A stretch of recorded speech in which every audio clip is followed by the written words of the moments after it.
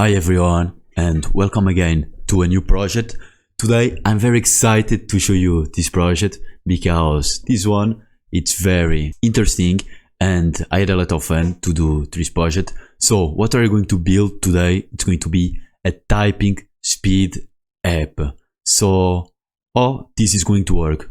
Let's check that. So first you come here. This is going to be only a single page and you click Get Started. So when you click Get Started, what you are going to receive is random codes that come from an API. You are going to receive a lot of random codes, maybe I think it's 5 or 6. We're going to group all of them together to create like a big paragraph for us to type in. Next thing that you have to do, it's starting the game, starting the typing. So for this, you click Start Typing and you can start to typing. So what we have to write, it's wisdom and penetration are the fruits of experience. And as you can see, as we type the words, the letters, they get green if we type them correct. But if we type like a wrong, like here, I'm typing fruit instead of fruit, and you have like a red letter, but you can correct it. We can start, you can like keep typing, and after this, I'm going to pause now. After the timer it's out of after 1 minute, you have like here the results page. So the time finish and it gives you a box with the results of the total words that you wrote, the correct ones, and the accuracy of this. So for example, if you miss like one word here, one word, and one word this will count like 3 words wrong, and you're gonna have a total of 3 wrong words of the total of 13. So you have like 77% of accuracy. And if you click like on restart, you can actually restart again and keep typing. Okay, for now I did it again and I wrote in the minute a total of 47 words. It's not much, with 96% of accuracy. And this we are going to build today. And I believe this is a project that we also enjoy a lot. Even if you are here because you are like looking for how to do a typing speed app, this is good because you are going to show how to do that from the beginner with React. And even if you want to improve the skills to create a new project to show to your future employers, I think this is one of the best one that we can do for a lot of reasons. First, this is fun. So after you complete this project, you have like something to show to your friends that you can quickly to deploy, and you can honestly come like here every day and you can read like some motivation quotes that you are going to retrieve from the API. And the best thing, I think this project, it's one of the best because it's between a beginner project, but it's in the end of the beginning phase, because in this one you're going to have to know and you're going to learn components, you're going to have to use state and props too. Also you're going to implement lifecycle methods, you're going to use hooks, event handling, conditional rendering, conditional styling, and forms, because this is very dependent from forms. And without further delay, let's do this. Okay, so first of all, we come here and we type create Vite latest, forgot npm create Vite latest, and latest means you want the latest version of it. So it's going to ask for the project name. We come typing speed app. Name of the package is the same. We're going to use React, JavaScript vanilla, and that is, as you see, we create this folder, which has all the main configuration files here. So let's cd to this, just following the instructions now, npm install, and now this is installing. After our package is installed, you can run the servers with npm run dev, but we first want to open VS Code. So for this, you type code and dot means to open VS Code in this folder with all of the files. Yes, trust. We'll come here and let's do this. First, I want to open to terminal. I type here the shortcut, which for the shortcut to open the terminal, you come here and you click like new terminal, and you have like here the shortcut for it. For mine, it's my keyboard. For you, it's going to be different. So there is no point to tell you what the keys are. You can check them here. Next, so we went two terminals. The first terminal will be for our server. For that, you type npm run dev. This is one of the scripts that we use every time to start the server. And you type, and that is, you just have to come here, you type the localhost 5173, which is this one. You just have to copy the link, and there is, this is our Vite React app that it's running. Okay, so now we don't want this, we want to format this in a better way, so we are going to do a little bit of cleaning. So what do you need here? We can, yeah, that one is important. It's going to be the main app, and after this we are going to clean everything. So we come here, we delete this, and also we delete this also. You can also import your state. Maybe you are going to use, maybe not. It's not a problem to be here for now. The styling, I went to Control A and delete everything. We don't need that styles here. Git ignore. Okay, we are going to create a Git also. Public, we don't have to delete this. Not neither that. Okay, you have like a blank page, just see if everything is going smoothly. Let's say our fantastic hello world, hello typing can be this.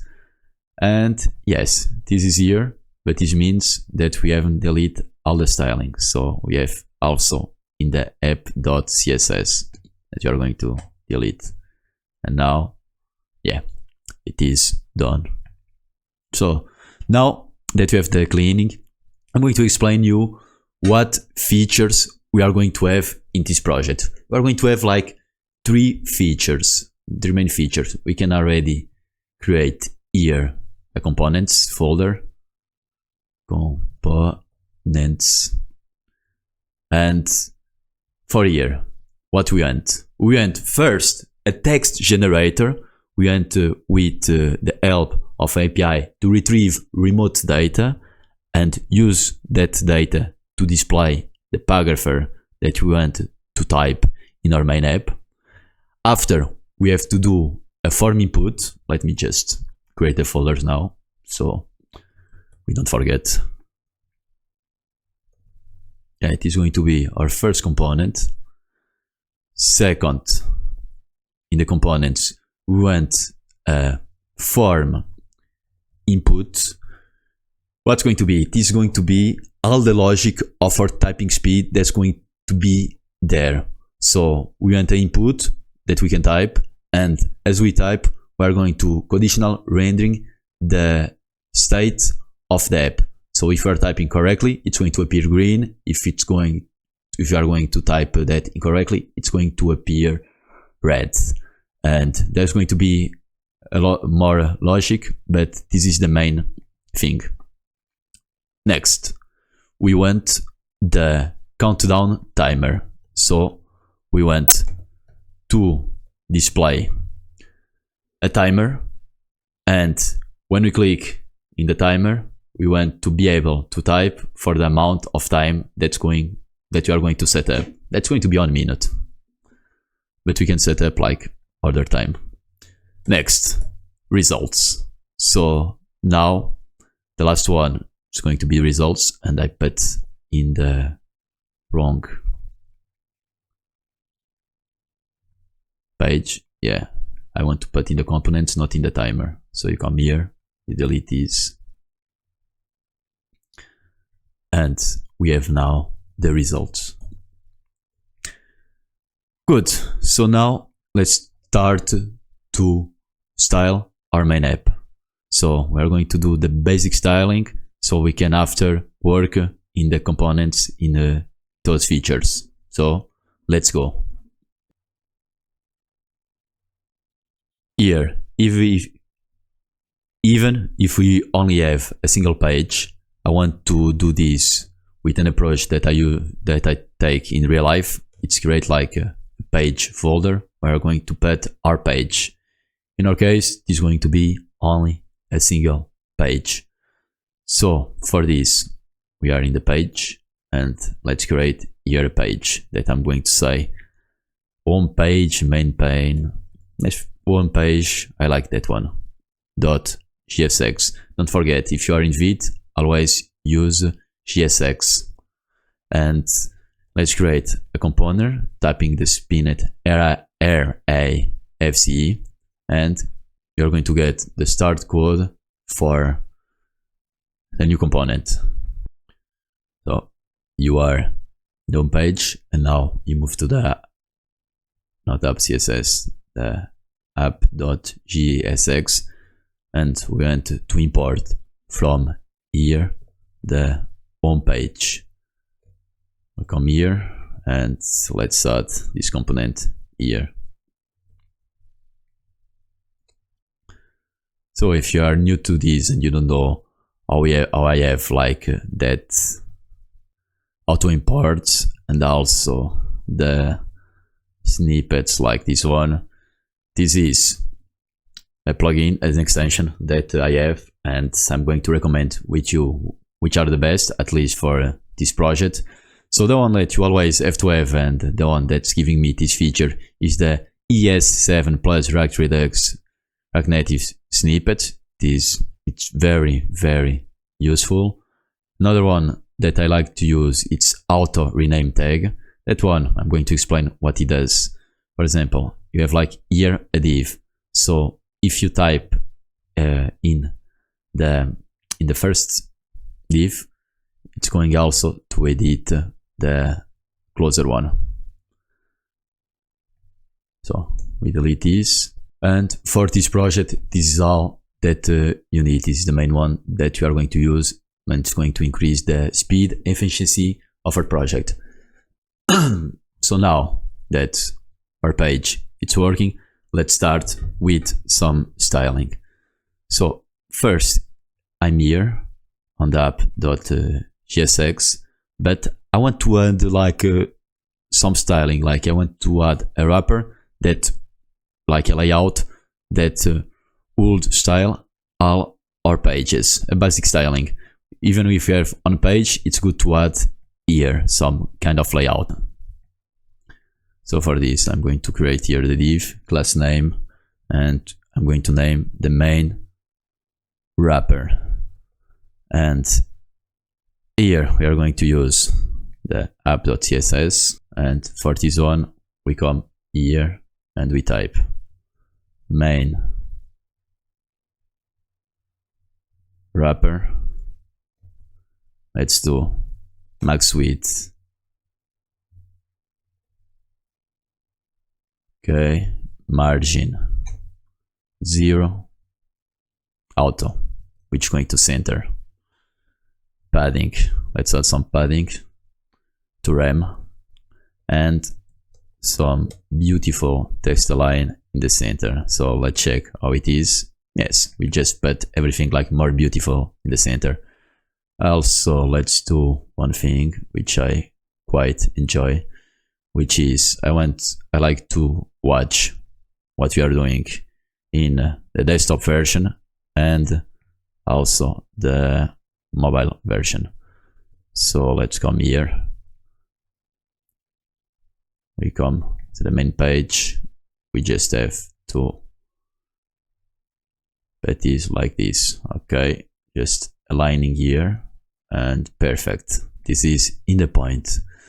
Last thing that we want for the setup is to add Git. So for this, we type git init. It is going to initialize GitHub local repository, and we have all the file. Usually you have like the git ignore. This file is important, but is automatically generated when you create this React app with Vite. Okay, and now we created a master branch. If you come here, git stats, we haven't add anything. So to add what is to our staging area, you put git add all, dot means all, and you come here, everything is set, so you see git stats, all the files are green, it means that they are in the staging area, and let's commit them. To commit, you put git commit, and you type a test that you want to identify, so it's going to be first commit. We're not going to push this in the remote repository, we can do that in the end, but I think it's not necessary to do that at the moment. Let's move to the styling of our home page. So let's start with some basic. Here we want an H1. We're going to name it typing pro.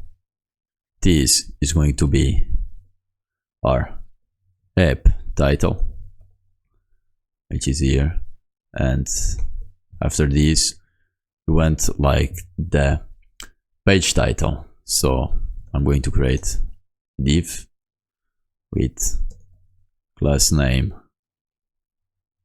welcome title, and the title I can add like an H1 and welcome to the typing master. Yeah, very original name. The page, it's looking like this. Okay, this is like the bone of the page. Now what we need our text generator, which is going to be a component generator here. Let's comment this. Also we need the form input, that's going to be here. It's going to be also another component, and after this we want the result to display in the end, but no need to confuse you with this. But what we can always do now, it's the button. So for the button, we want the button, and we want to do here start typing. Okay, this is good. No, not component, start typing. Next, what we want, it's the restart button. That's for the restart, that we're going to name it restart. But we don't want to display this now. It is going to be conditional rendering when you finish the game. So let's just do a little style here to display none. So it's going to be style, I think it's two curly brackets. Okay, display none, and yeah, we're not displaying anything here. Okay, this is this. Now let's do some styling. For the styling, for this to not be too much cumbersome, we come here to the index.css, and I'm going to copy here the general styles and the root styles, the root variables, and I'm going to explain that right now. So this is copied, and what That means this is something that I used to do in all the begin of the projects. So I have like some classes and some properties that I use and that I use in all the projects when using CSS. And the first one is this one.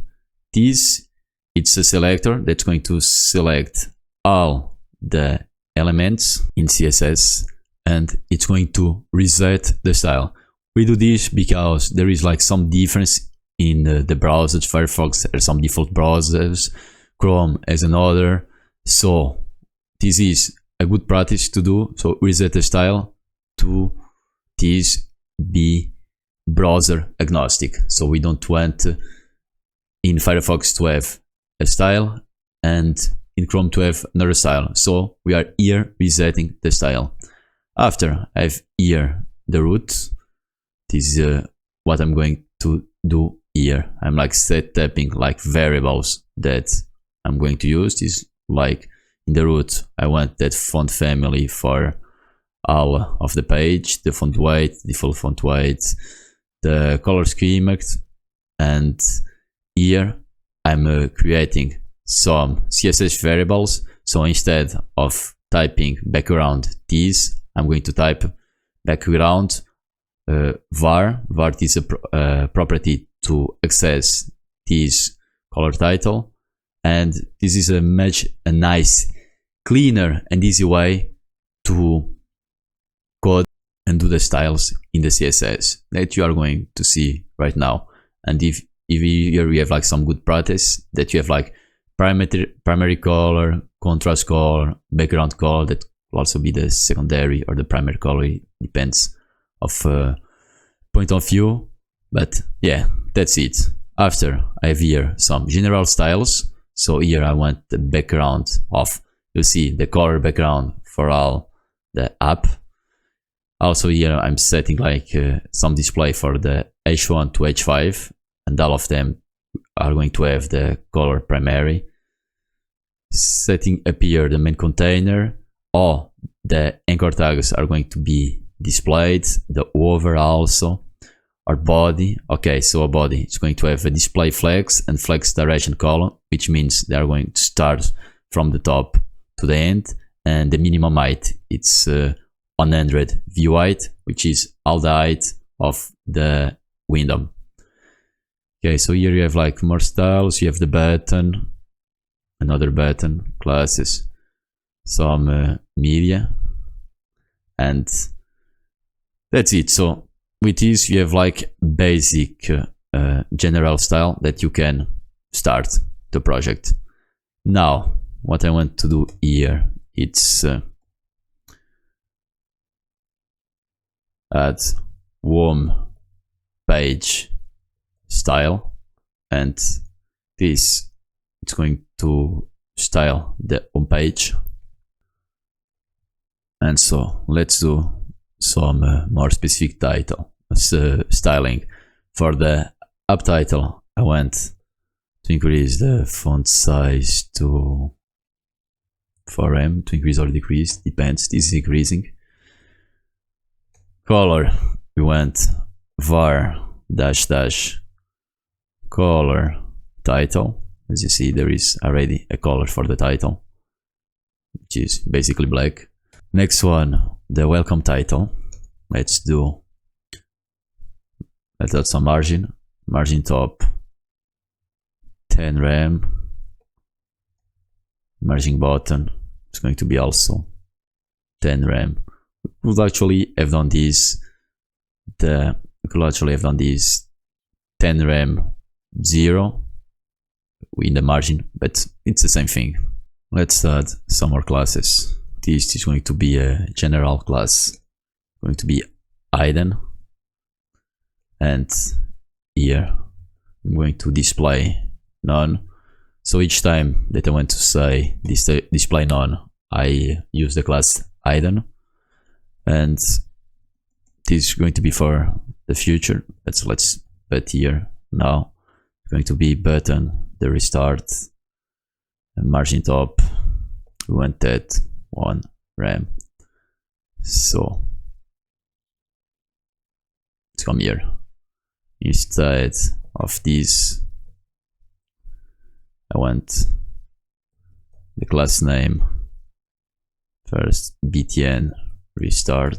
That's going to give a margin, and I also want this the hidden for now. Okay, as you see now it looks much better, this only with some simple stylings.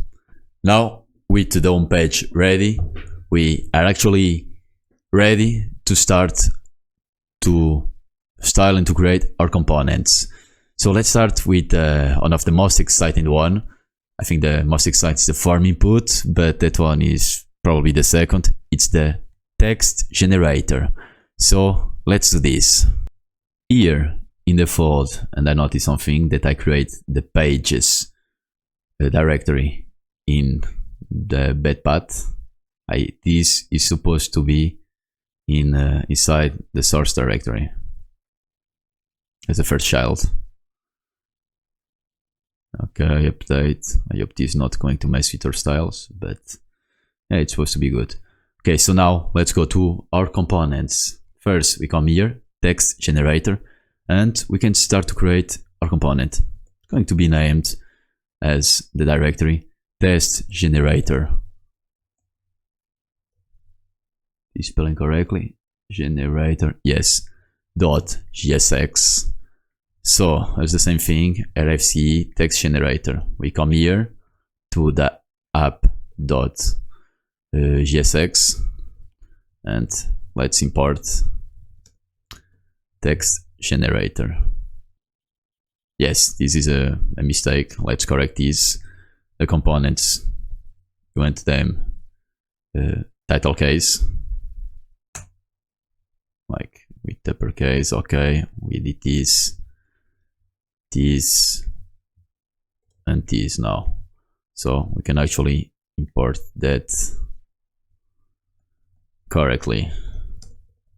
Import text generator. This is text generator. It's going to be this. So here in our text generation, we want like some things. So our main div will be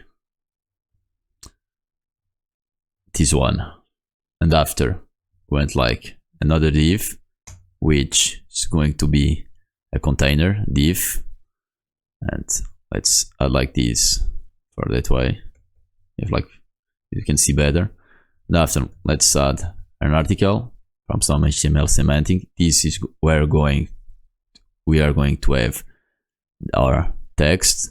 You can add here a paragrapher, and this is where our test that you are going to get from the API will be added. So now let's add like some lorem 24. Yes, and this is a nice snippet that you have with the ES7 extension. So you do lorem and you type like the number of words that you want, for example 4, and it gives you like quick like 4 words for the text. And this is all at the moment. What you want also here, it's only one thing. So here below this div, we want a button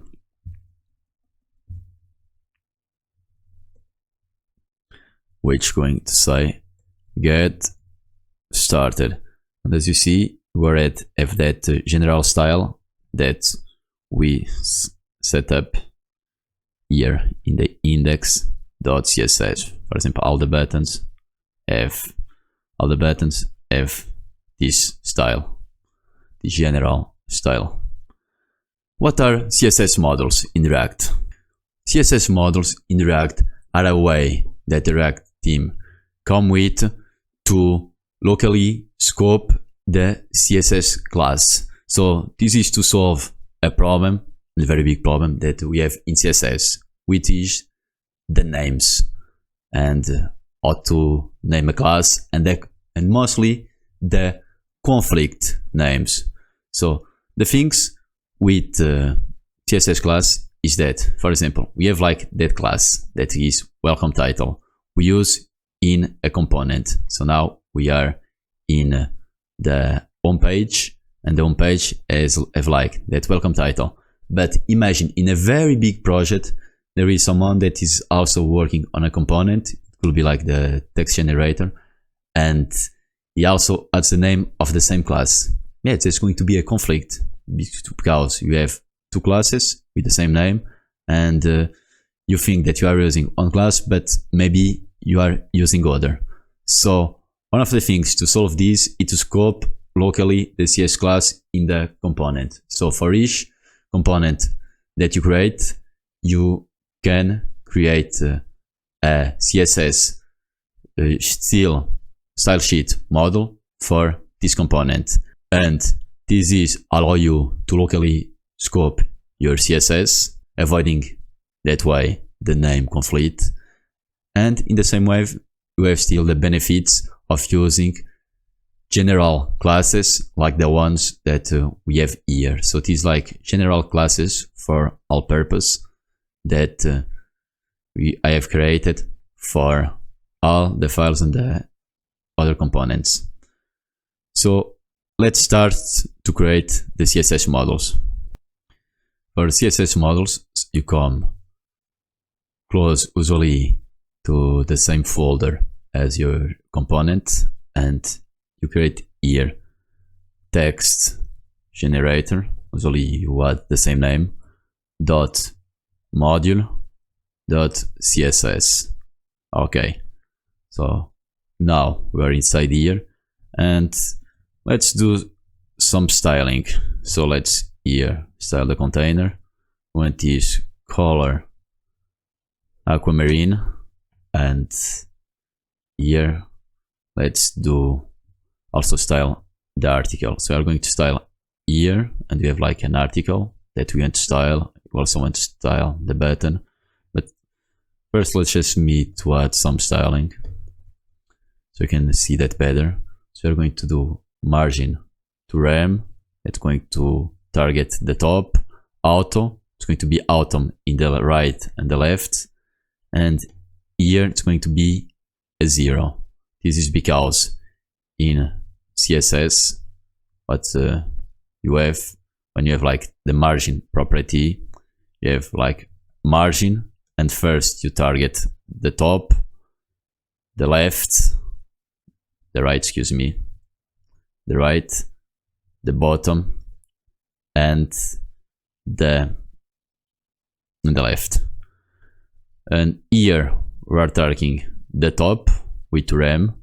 The auto, it's going to be when you have like auto here, you are going to target both the right and the right and the left, and the 0, you're going to target the bottom. Yeah, it is a little bit confusing, but it's good to know this for styling, and if you want to know more, just search in Google, because this is interesting to know. Background color, let's add this var color bg variant, and border 2px solid var. We want also, here I did something not good, it's like 2 dashes, and we want to target here the color primary. If you don't remember where this comes, again, this comes from our index.css. We create here the variables on the root. So these variables are the ones that we can reuse for all the app. Okay, let's keep going. So you have the border. Let's start also a border radius of 0.25 rem, and let's also do a padding of 1 rem, without forgetting a max width of 80%. Good. So now let's come to this our test generator, and we are going to import this. to import. It's similar to the other, but we import here like these styles, which is an object from, and here it's, I think I'm doing okay. Text generator dot model dot css. Good. As you see, this look again. We dot the styles with the styles. So this is already targeting the article that we have here, and this is good. So we have like the CSS model, that article that is actually targeting the article locally. Yes, so it's scoped to this component. For example, let's come here. Let's copy that article, and let's come to index.css. Imagine that I want also to create an article style where I do that like 5 rem, the background is going to be color white, for example, and border, well, we can do like this, the same, but with no padding. Okay, I have here the article, and as you see, the article here is not messing with the style of this component, because we have like a module.css in which the styles here are directly targeting the styles from here to here, and this is what the module.css allows us to do. For example, let's eliminate this. So if you see this, I only have one custom article styling in CSS, which is the local one, which is this one. So this is targeting this. And now, if I come here again and I re-add the article, I'm directly styling the component without interfering with the global style, which is that one. So that one, it was for exemplify. I don't want to target anything, but it's really very good when you are doing like this, when you have like a general style for an H1, for an H2, for the body component, for the anchor tags, and the models are good to locally target the components. So there is only one thing that we have to do to finish everything that you have to know about the models. Because models, yes, they are nothing special. It's like a way to locally scope and target our CSS classes. Let's do this article P, just finishing the styling. Color black, text align left. After we have like the text align left, I went also to font size to increase it to 1.1 rem, which is good. And this is good. I want like here the btn class to leave a margin 0.7 rem. Good, because as you see, like the buttons are the same, and one of them comes from the text generation and the other one comes from the parent component, which is the home page, which is that one that restart. They don't have classes, so they inherit the same class from the button. So how to actually use the styles objects that we use from here? The thing that we have to know, it's like the styles are an object that contains all the class name styles inside. So to target the styles here in our component, what we have to do, it's this. So let's start with the button. Let's start class, let me just do this, class name. As you see, if we add the btn class, nothing happens. But you ask me, why? You just have add the btn class here.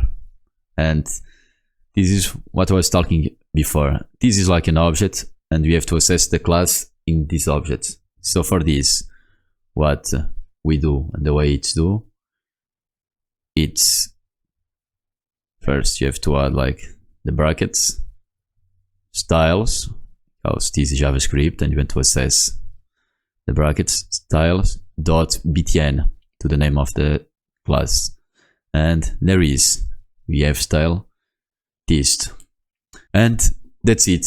So this is how we target the classes using the model.css. So you always add styles dot and the name of the class that's generated here. If you did like, for example, an article or btn, you actually don't have to worry about that. It's going to target directly. For the classes, you import here the styles with, and after you add the class name. Now that we have our component styled, let's work on the functionality. So let's do this. First thing that I want is to create a state where you are going to hold this text. So for this is going to be the text that we are going to retrieve from the API. For this, we are going to use state. So you come here, display text, and set display text. And for you, if you don't know what is useState is basically a hook that it's basically a variable that you can hold some values inside here. You can have like strings, objects, numbers like this, however. And this display text, it's going to be the actually content that you are going to have here. So if you have like here, my content is going to be on the display text. For example, if you come here, display text, you're going to see my content. And now I changed, it's going to change here, and set display text. It's a way that React and useState have to update the state, the content inside this variable. But we are going to see that shortly. And let's do this way. Now I'm going to copy here the URL that you are going to use for the API. That's endpoint API, and this should be in uppercase, all the letters, because it's a constant, but does not matter. So this is an API that it's going to generate random codes for us. Let's see in action. To see like APIs working in action, this is a get API, so you don't have to put information, you just have to go to this link to retrieve this information. They are the most easy to work with. You just come here and you copy like the URL, and that's it. This API with the endpoint and with this path will generate a random code that it's going to have this information. It's the ID, the content, it sets the author, tags, and other things like that added and that modify. But what we really want is the content from here. And each time that I access this API, I get a new code. Like that one is says to be true to yourself. Very good thing. The price of greatness is responsibility. Wow, a very nice code. Yes, actually like a lot this API because it generates like very interesting codes and all the time. Spend much time. Very good.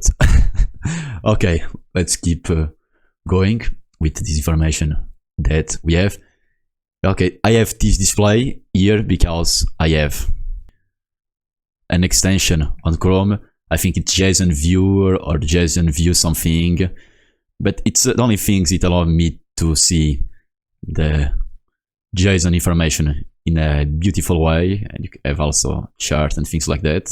just for styling, but I think this is useful if you work with a lot of APIs, of course. So let's keep going. So let's actually grab the text. So come here. We're going to get text. For this, we're going to use async await. So if you don't know what is async await is a way to work with promise in JavaScript. And with this, we can actually write code in a beautiful way, in my opinion, that looks like more linear. So let's actually get the response. So for this, we are going to say await, and here,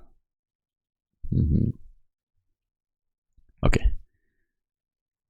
So before everything, we have to install Axios. Axios, it's a library to make HTTP requests in JavaScript. And I like to use Axios, and a lot of people also like to use Axios because it's clean to work and it does the job well. You can also use the then, that it's a method that it's implicit in JavaScript, but Axios, it's actually great to work with this. I prefer to work in Axios. In the end, it's going to be from our preference, and here we are going to prefer Axios over then.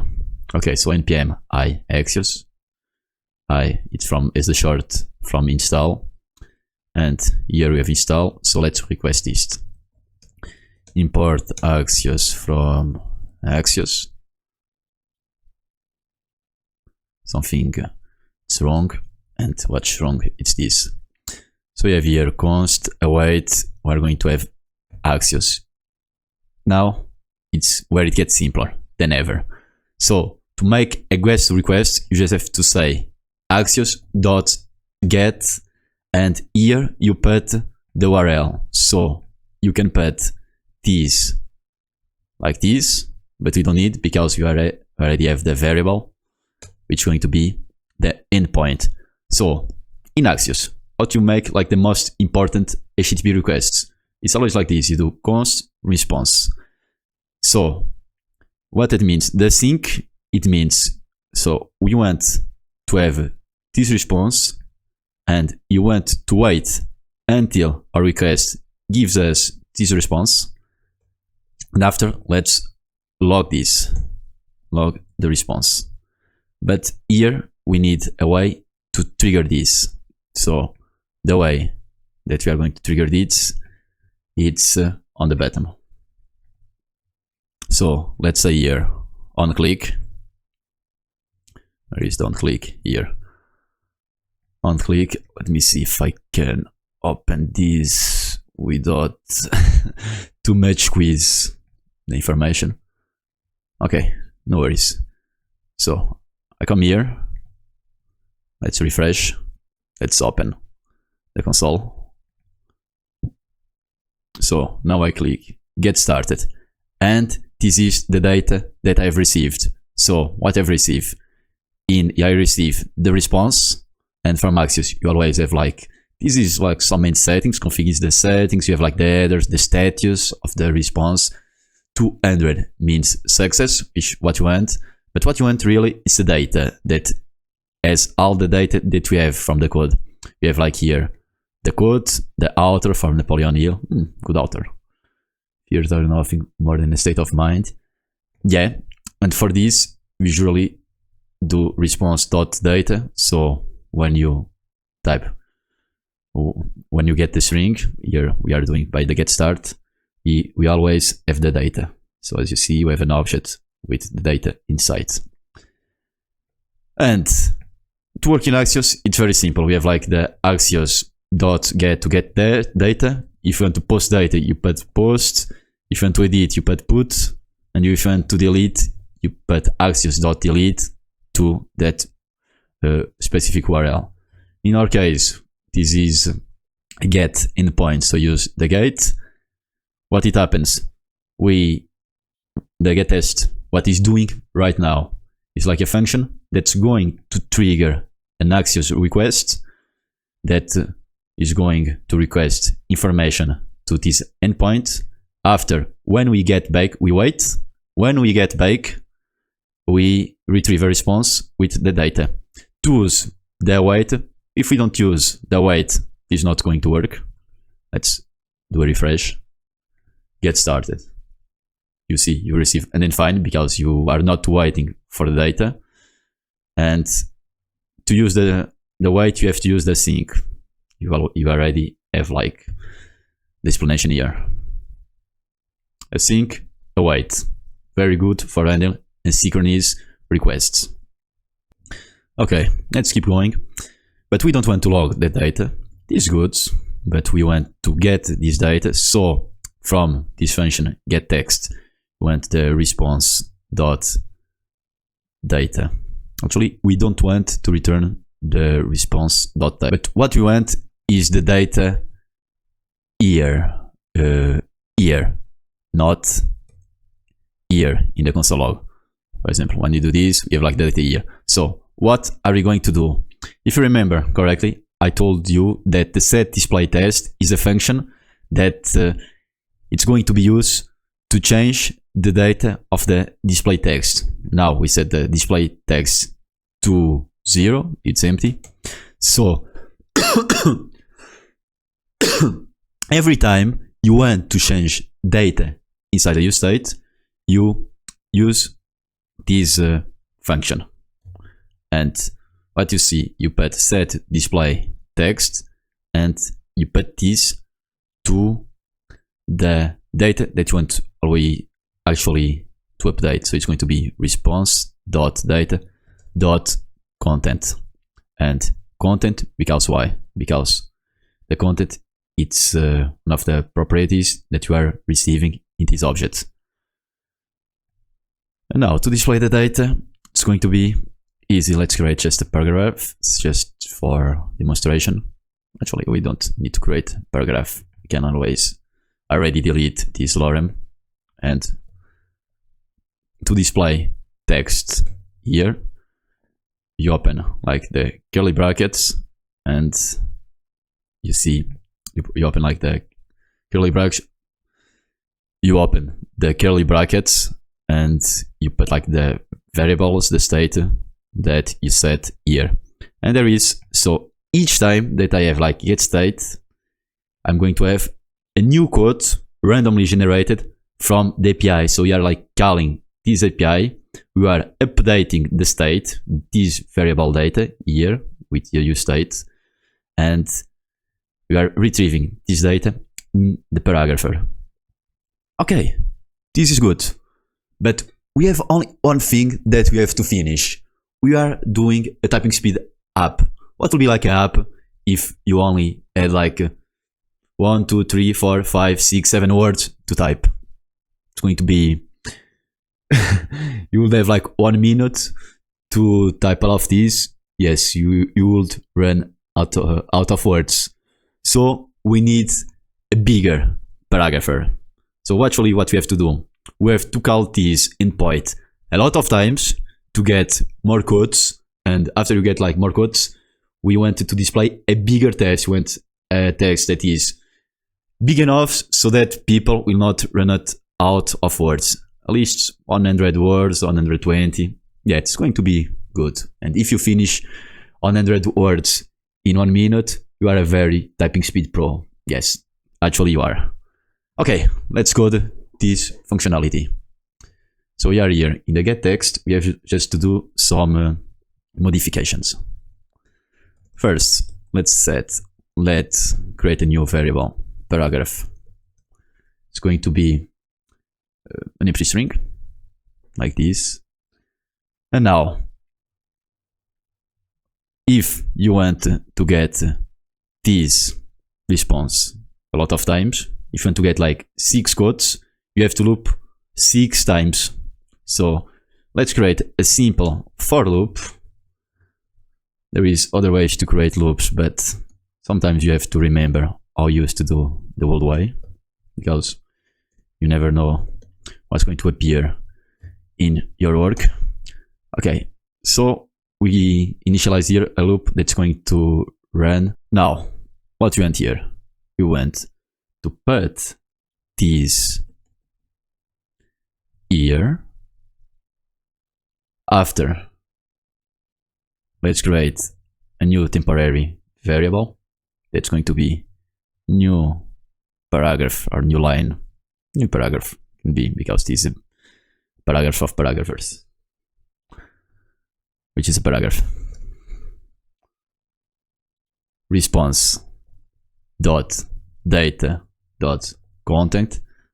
And now our big paragraph is not new paragraph, but who cares? Naming paragraph equal to paragraph plus some normal JavaScript. This is a concatenation of the string, so we are going to add a new string. We are going to append this, add a space, and that this the new paragraph. So let's do this plus this. And now you said there are a lot of ways to do. I want to do the set display text here, because this will be like a nice effect. You are going to see in the UI the text being added one each time. So I find this quite nice to see. So let's add here the new updated paragraph. So now we don't need this. We don't want to log this. Now we come here.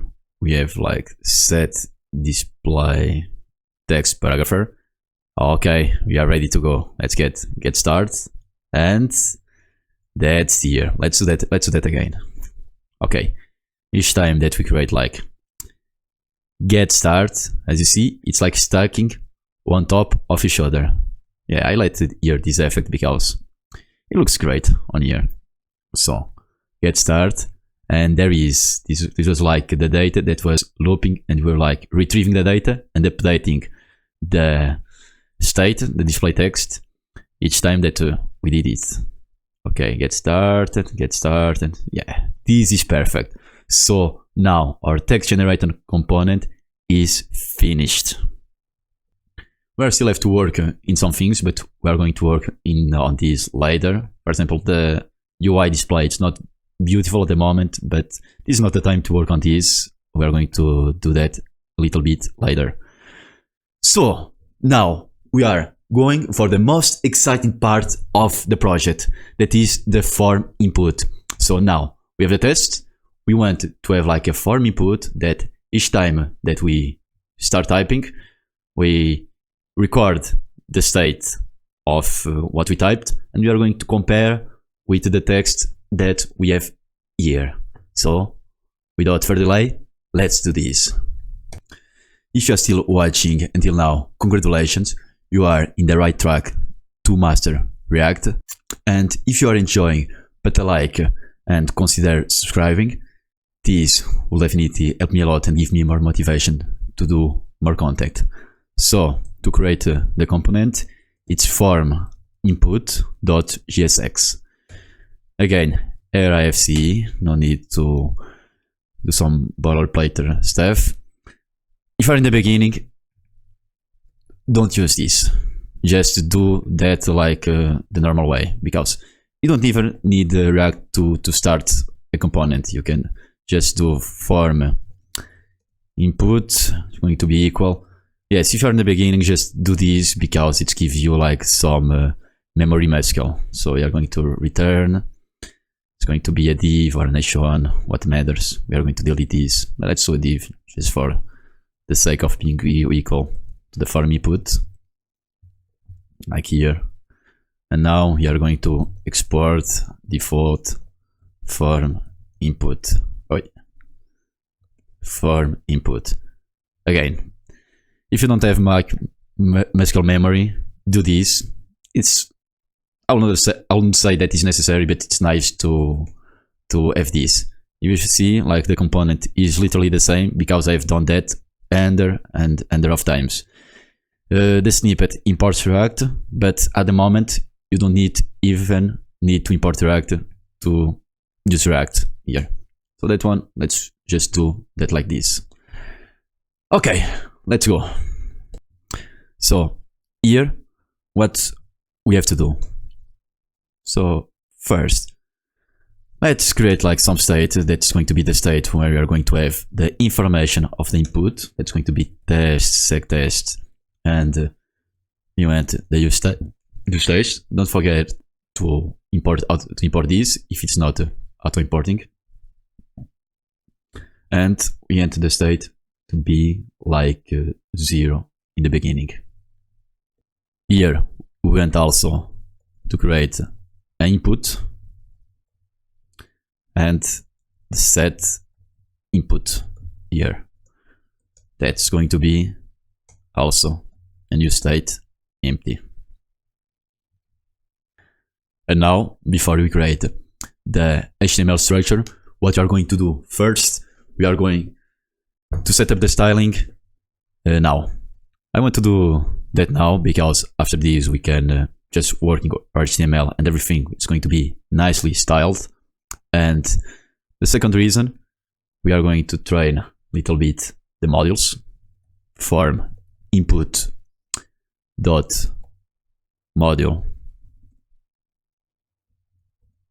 dot CSS, which is here.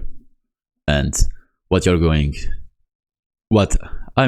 to do now is to copy the styles here, all the scoped styles that you are going to use for this component here. I'm copying the styles, but I'm going to explain them one by one because it's much less cumbersome for you if you are not here to learn CSS. I suppose if you want, just send me something on the comments that to know what you actually want to learn, because there is very good content that I can create with this. And this is going to be the style that we are going to use. Just let's import this as again, we come here, form input, become. The styles is always the same thing as we import. You do like this, import styles from the path that you want to import, which is the form input module.css. And let's do a quick look what's here. This is simply a container that's going to have like a color, a border, some margin. Yes, just put like the container more beautiful. I think this is a container that is different from from this one. I think we haven't used that one, but okay, this is a local scoped, so it is not going to have conflicts with other container styles. We have like the test display. This is also to this is the word wrap break word. This is going to allow the input to move to the bottom. Yeah, here we are just giving a new color. We are just like styling the input, and this is going to be two classes that you are going to style.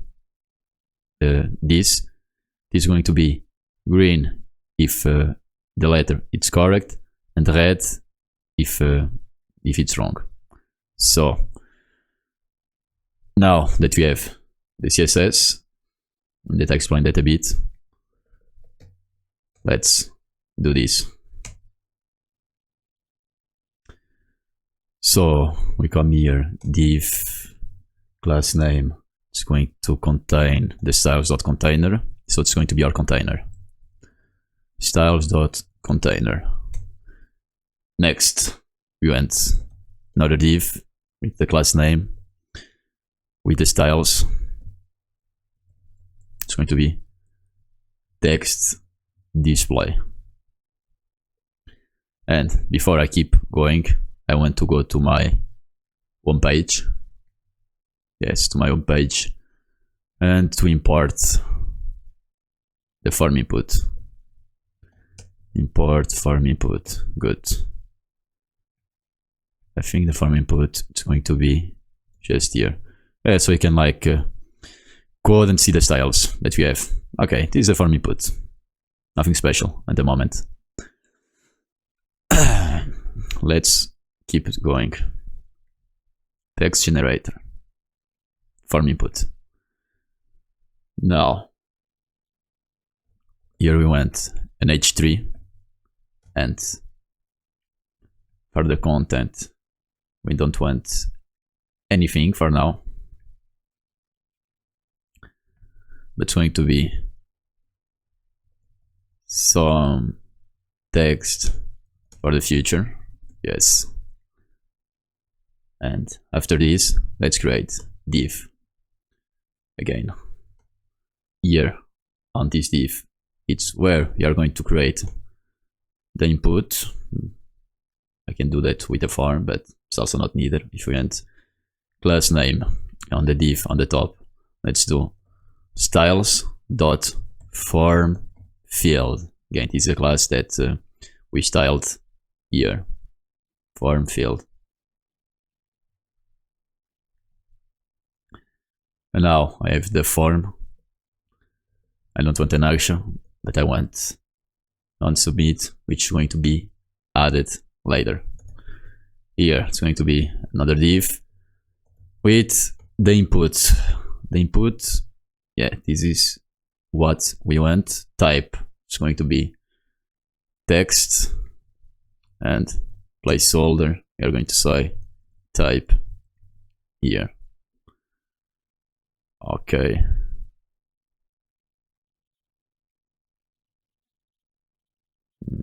Let me check more that. I think the style is what I like. I think I want to close this.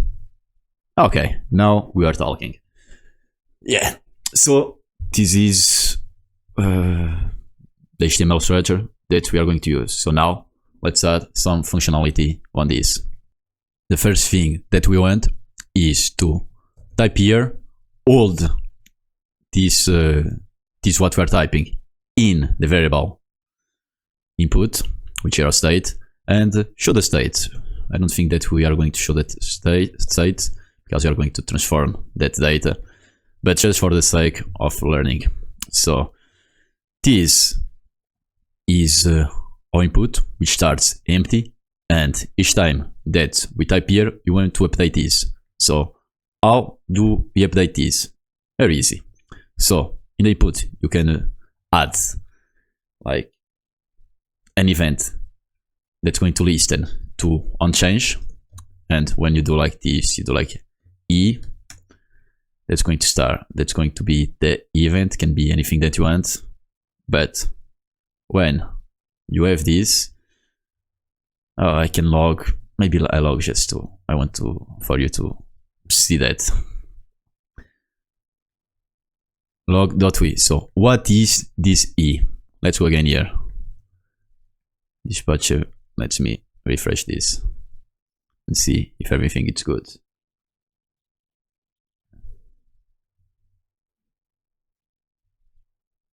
Console, okay, console.log.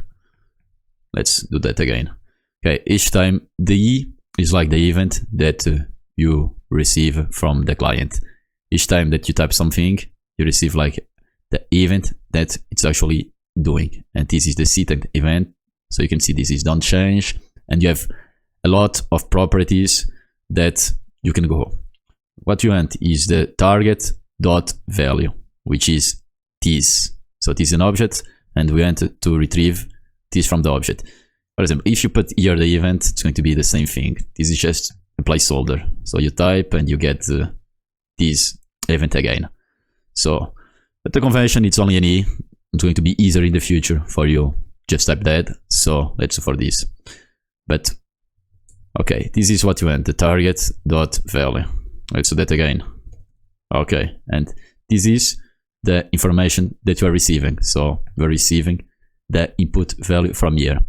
But we don't want this. We don't want this. We want to set the input to e.target.value. Actually, you want this, but we don't want to log. You want to have the input. And if you type now, you have like the information here. So we are updating our state nicely. And this is the only thing that we need. But let's make this a control input. So what this means is the input state content going to be linked to this input. So you just have to do value equal to the input. And here you should not change anything, but for example, if you start like with something here and you do a refresh, you already have like the state here. It's only this. So let's keep that again empty. And now, my friends, if you reach until here, congratulations. This is where we reach a deadlock, where everything goes wrong, and where we learn the most also. Because why? Now we have to see how our app is structured. So the main thing we have here, we don't need this anymore, not even the index docs, CSS. But you have the app that has only one component, which is one single page, which is this one. After we create the text generator, which is a child from the home page, and after we have a form input, which also is a child of the home page. So the home page have like two components. And now this is where we are going to learn the true reason. This is where we are going to learn the true state management, how to actually handle props, state from child to parents, and from parent to child, and from child to child, because it is possible. It is possible to do that the hard way, which is by hand. And this is also where you are going to learn the importance to learn a state management library. Like this is, after this, context API and Redux is going to be not something that you have to learn just because. It's going to be something that we will want to learn because you are going to see how messed up it is to handle the state without these libraries. So, okay, let's do this. So, as you remember, what you are doing here, you are doing here a typing speed app. So, you are retrieving the text here in this component, the text generator. So, we have like display text here, and we update that state. But after, what we want to do is to pass this data from here to the form input. And to the form input, we want to use like this data to actually compare, because in the input we are going to type here, like for example, technology, we want to type this and compare directly to this. And we are going to do that logic in the form input. And so we need this data from here. And that part I want to go very slowly, because that one is the most important part of all this video and from all the typing speed app. And at the same time that we get data from this child to, again, from this child to this child, we want in the future is going to be already a spoiler that I'm giving to you, but it's for your own good, because it will be very messed up if we don't get this now. We want this data from the form input to go to another child that's going to be the results. So after that component, we'll have another component that's going to be the results here. And this is data from data, the data to data, which is a mess. So let's now learn a little bit about the theory of context manager. Context management? No. State management. So I got this picture, let's put here a little more on the top, from the internet. It's going to help us to understand how the state flow works in React, and mostly in a lot of other frameworks, but let's focus on React. So at the moment we have something that it's very simple. Actually, this we don't need. This is going to be for the future if you want to know Redux, and I will explain that very easily in the end. But now we are here. So we have like our own page that I'm going to name it with an H. That is our top component. It's not the top because we have the app, but we have like the app here that it's linked to here.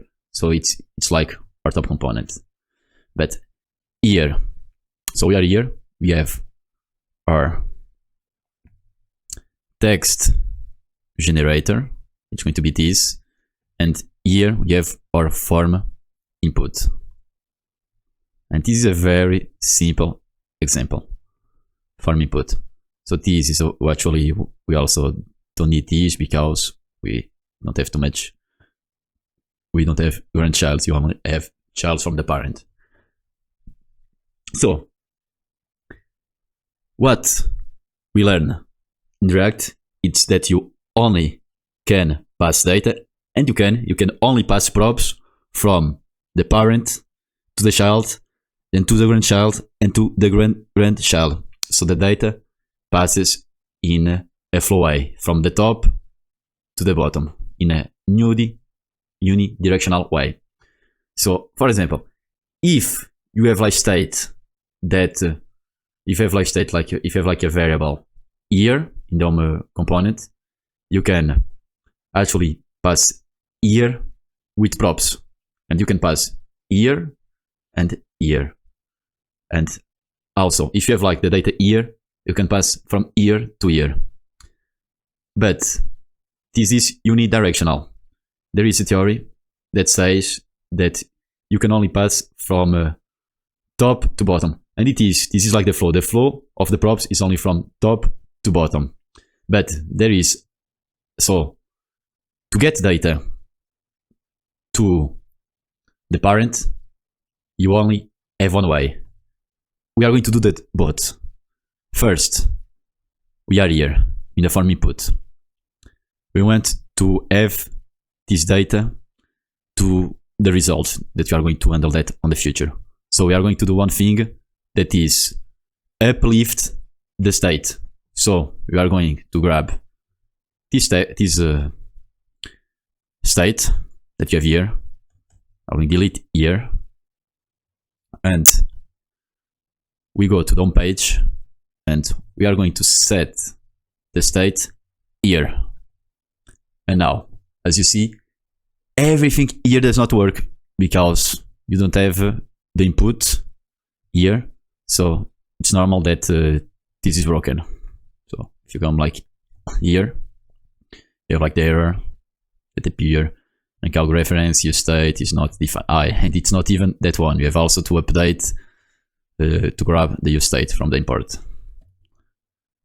Use state. Okay, and now that we have a state here, we can actually pass this state from, let's come again, from here to here in that direction. So the way that you do this, which is prop. So we come here, not in the text generator, but in the form input, and let's say that we want text equal to, this creates like a kind of form attribute, text equal to text.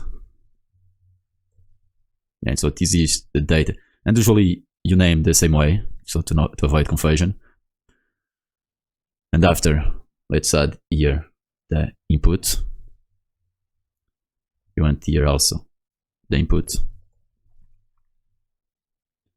and here you want the set input. No, that one, let's not confuse you for some things. We just have now these two state, text and input. Let's say text, this is text, just to fill with some information, and this is input from parent. Okay. Now we are passing the props, and to access these props, let's do this. We come to the form input, you come here and you say props, because props, this information is going to bundle in an object, and that object is going to be, you can call props, you can call everything you want, but this is like the properties. And if you wanted to display this, instead of input, you come here, props, dot input, props dot input, and voila, all the state it's here. So this is what I call for uplift the state. So if you have like the state here and you want to access in both ways, you lift the state to the parent, and after you can pass with props from here to the child, or you can also pass to the other child in the same way. Here I don't need this information at the moment, but let's do that very quickly. So let's create here results.gsx. Let's create a very quickly component here, rfce. Okay, we have like here results. So in the home page, let's import results, and I come here and I add the results back here. Okay, this is the result. Let's pass the same props, the same information that we are using in this state, but we can pass here. So let's come here, results. Let's h1 state here, and let's do an h2. We went, so we remember what we did. It was props, and here props dot input, and there is, you have like the state that it's here. It's, you can now pass to all the child components that you have, and even the grandchild. If you have like a component here, you can also do the same and pass the state from here to here. So first logic in state management, the states always comes from the top to the bottom, always, and at least the props. And next, what I want to do, this is good, you can use the props, but I don't like to use the props. It makes me to write more. I don't like to write. There is a property that you can do. This is called destructuring. And what destructuring means, you can actually come here to the props. Instead of getting all the object, you retrieve like the properties of the object. What I mean by that, it's this. So instead of having the, because in this prop, if you log, you have like property of the input, which is a key value pair, and you have also the text, which is a key value pair. So we're going to destructuring from here, and I think it's only one. So you come here, input and text. So now you don't need to use the props anymore. You can just use the input as information. And there is, this is what we call like props destructuring, object destructuring to be more precise. Okay, so this is one way to handle the data. So if you want to pass this from child to another child, you first off from child, and if you want here in the parent, you just have to uplift the state. This is what we did now. The second thing that we are going to do is how to, because now the information that we have, it's here in that place, but we are passing from here to here and from here to here. But what we actually want to do is to grab, that information from here, and that information after sending another way to send data from a parent, from child to child, from here to here, another way from here to here. What you do first, you send the data to the parent, and after from the parent you send it to the other childs. So there is people that believe that you cannot send data from child to parent, but actually you can, and it's only the callback method that we are going to do that right now. So here, let's go again to the home page. Let's see, we have the state, the test, we have the state that we can send from the parent to the shell components. But it's always like this. There is like no direct way to send, we don't need to result for now, to send this data from here to the top. There is like nothing that you can write here that, hey, let me send to the parent. There isn't. So we have to have on our around. You cannot do this directly, but what can you do is to pass a prop. You can also pass functions and props. And this is what we are going to do. We are going to pass this function, like that one, that is set input. We come here, set input, and after you also name the same way, set input, and which are going to do? We are going to use this function, which is the callback.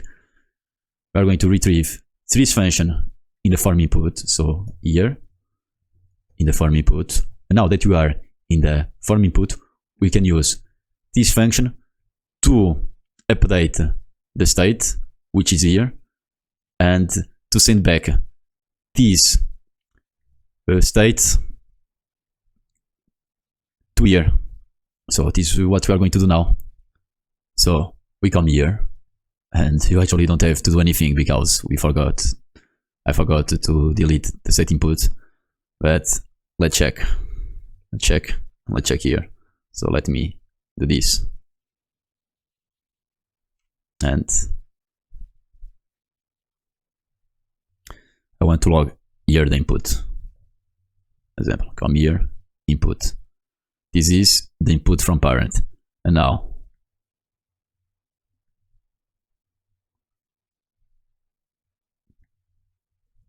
all the state is being handled there. And now if you type, yeah, you see the state, it's appearing. So let's type, let's do refresh here again in the desktop version. Refresh. So this input from the parent, and now we are in the child, and this is input from child to parent. And as you see, this is the input. We cannot see that very well here. So instead of having the input here, let's have like here above the text generation, right above here. So now you are here. This is input from the child to the parent, and maybe for the childs if needed. So we are actually getting with a function. This is the callback method, and this one it's very good for that occasions. So instead of passing only data, you pass a function as props. You can do that. That function, actually, this is the set input, but you just need a function that gets this value, gets the state, and update this. You can handle this, but the set input is very good for this case. And after you get the set input, and you update the state with the information that you really want to update in the child. So this is retrieving the information that we have in the child and is updating the state that we have in the parent. And now, if I want the input in the results, we come here and we want results, and there is, this is input from the child to the parent, and maybe from the child that it's what we did right now, which is amazing. Like with this, you know literally everything to handle with the props drilling and state managing from child to parent, parent to child, and child to child. But what I really want that you end up with this explanation, a theory from this, it's the state, it flows from the parent to child, like in this direction. The props you can only pass from here to this. This is why if you want to have data, you have two methods. You have the lifting the state, which is what we did first. So you have like the state here, and you put the state here to pass after, or you have the callback method, which is the callback method is a way that you can retrieve data from the child to the parent with a callback function that updates the state that we have. And this is all the way that we have to handle data in the React. So again, parent to child, which is the normal one. You can do child to parent, or child to sibling, which is usually child to parent and parent to child. And end of theory right now. Let's go back to practice and to finish our typing app. But yeah, this for me was like the most breakthrough when I was doing an app similar like this, because this is when you actually understand the needs of a state management library for easy do. Because yes, you can do this. You can like pass, let me just erase everything. We don't need everything. You can actually like pass data from here with props, prop drilling. Yeah, this is easy. But what the state libraries do, like Redux or Context API, usually what do they have? You have like, instead of handling all the state in the top, because you can do the same, handling all the state on the top and all the logic, and after passing the data to the childs. But this will be very, you will finish with app file, big, and you'll very mess, very confused. You will not know where the data is from and comes from. Usually what Redux and other state management libraries they do, they create like something like a store, which is going to be wrapped inside everything. So a store, it's like here, but I'll say like a store, it's like here. And with this, you have like access instead of, and they provide UIs, instead of passing here to here to here to here, you can directly pass all the state from here to here and get also the state from here to here that you can reuse after this. Okay, this is a very simple explanation of Redux, Context API, Pin in View, some other state libraries, but we don't need for this case. Okay, enough theory. Let's go back to practice. Now, what you have to do to continue the form input. So just let me comment this. We don't need to show this here yet. And as I told you before, what you are going to have is to access the data from the text generator to the form input. So here, what I want is a new prop that you are going to retrieve. That's going to be the text imported, because you are going to import from our other child component. And now that you have the text imported here, let's come here and create this. So what we are going to need, okay, const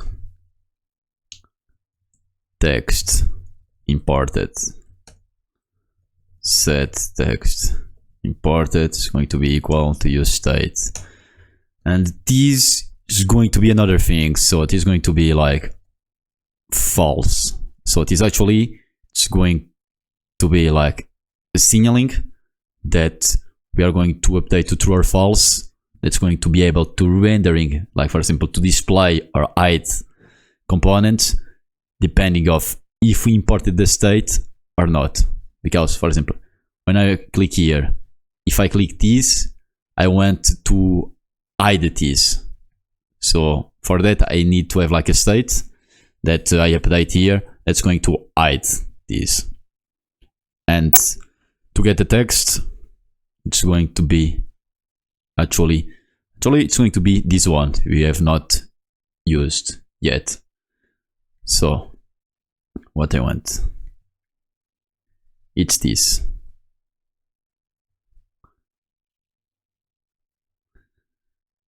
I could do that with a set text, but I'm going to show you you can do like with every function callback that you want.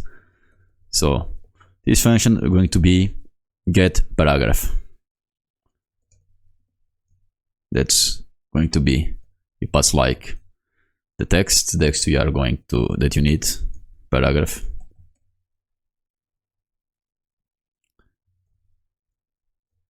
And you do like some manipulation.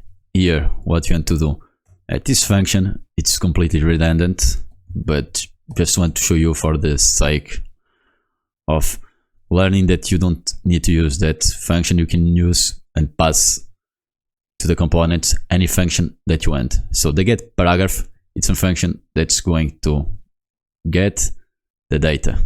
Okay, and that one, it's only this. So now, in the text generator, what do we want? We want to send this function, get paragraph, that's going to be equal to this. Voila. And now, we want also to pass the text imported, that's going to be equal to this, yeah. And also to pass the text set important to change the state.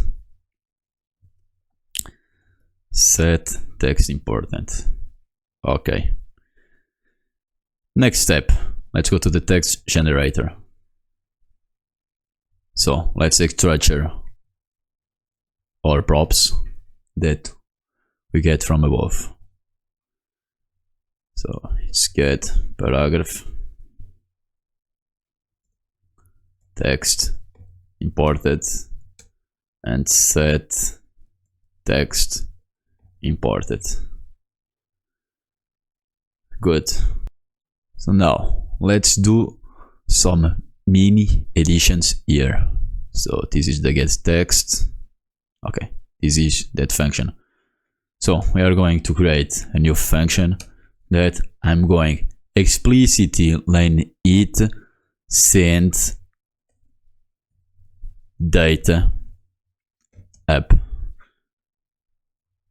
So you can actually see that this is only going to trigger the callbacks to send the data app. Here I'm going to do that value. It's going to be, so the value of the paragraph is going to be the get text. So you come here, await get text. There is only one thing that you should do here, which is return the paragraph. That one. So we are going to return this text, and after, what we are going to do when we are going to click in the button, we are not going to use the get text, but we are going to trigger the get text with the function send data app. Okay, so it's here on the click. On click, send data app. And let's keep going.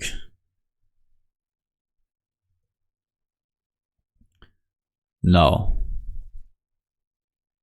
yeah, it is not good. Get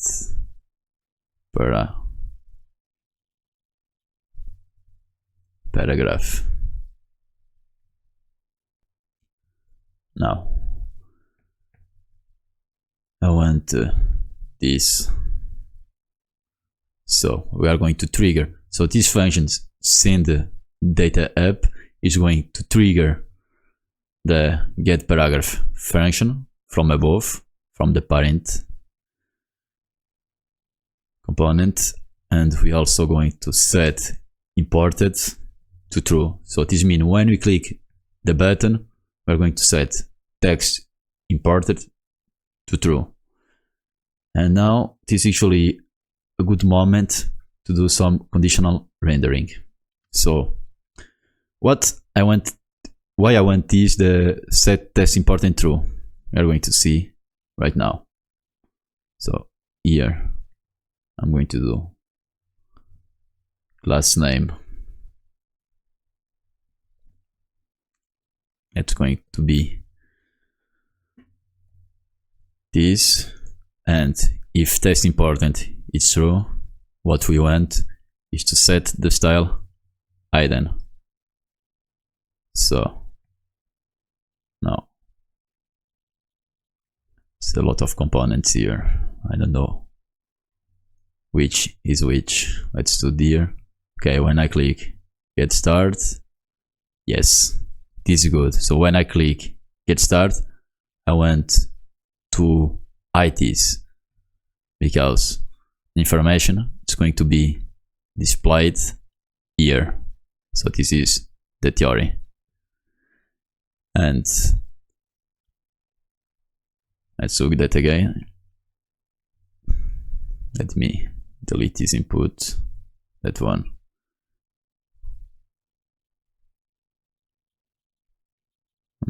Because yes, we create like here a state that this function, the get paragraph, and it is very confusing.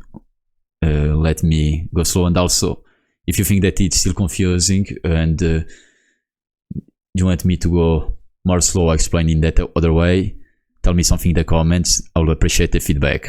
Okay, so this function will update the text state, which is going to after being used here in the form input. So let's show this. Come here to the form input and let's go finally to use the text. So I think what I don't want here is the input. I think it's the text. Okay. I'm going to click 1, 2, 3.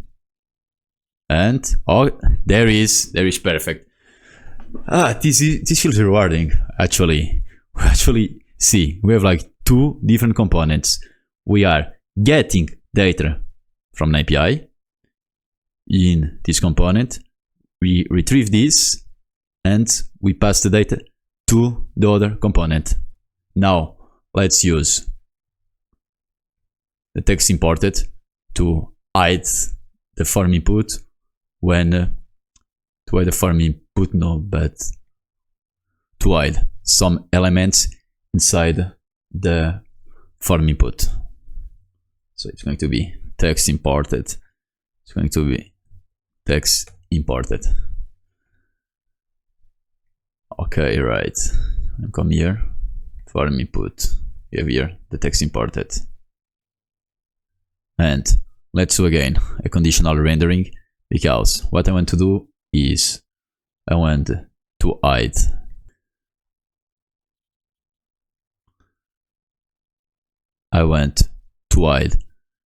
this component when the text imported is true. Okay, we could have done that here actually. That's both ways, so you learn better that there is no correct and wrong way to do things. So let's come here, class name. Let's do some conditional rendering, and conditionally style rendering, it's this. You do something or not depending of the state. So here, if the state is important, we want, if the state is not important, you want to hide this component. And you do and yeah, I don't know. Because this, when it's hidden, it's going to, let me do that. It's going to hide this when the state is not important. So let's click here, get start. And now you have the input component. Let's do again. Get start, you don't have this component, and now you have this component. So what actually it does, if this is true, I mean, if the text important, it's false, the not will put this is true, and we are going to pass the class hidden to this component. This is why that the form input element will not show if you haven't import the text. So let's do that again. Let's actually come here and do refresh. It's hidden, and now we display again the component. Perfect. So now we have the data in the right component that we want. And again, all of these will be like very easy if you would have handled all the logic in the app component, or maybe even in the home page component. But this is not going to be the way that when you create like big apps work. So you have always to try to separate the most that you can component by component, which we are doing that now. Next thing, I also want to show you that there is no right or wrong way to do this. So you could actually do the same like this. It's so here what actually you do if the text is important, because remember here this is false. So if this is false, you don't show anything. But if it is true, if the text is important, you show the input component. So you put it here, get start, and there is an input component. Let's do again, get start, it's hidden, let's start, and you have the input element. Because the difference between that way of doing, again, let's put this way. For now I prefer. It's here, if the text is not important, so you are not showing anything. If the text is important, this is going to be true, and you'll show this form input. Here, what we are doing, if the text is not important, we are adding a class, the hidden class. So it's going to be only visible. It's going to be only visible when you remove this class, this novamente. So this is going to be only visible when text import is true, because if this is true with this in the back, it reverses the state, is going to be false, and you don't add the class hidden. So I hope this was not too confused, and we are in the good way. We are in the good track. Almost now you have only to handle the logic. So let's do this. Okay, so for the logic now of the typing speed is what we want. We want to get this information. Now we can type here. So we want to get the information of this string and towards all the information of this string. And I don't want the string. What I want is an array. An array in each element inside the array will be a ladder. So we are going to do, because we are going to compare index by index, ladder by ladder. And in that way, we can actually see if we're typing correctly or if we're typing that wrongly. So first, let's do that. Create an array. So text array, it's going to be text array, text split, text dot split. And if you use like the method split, what's going to do, let's do a console log. It's going to just create an array. So let me do that again here.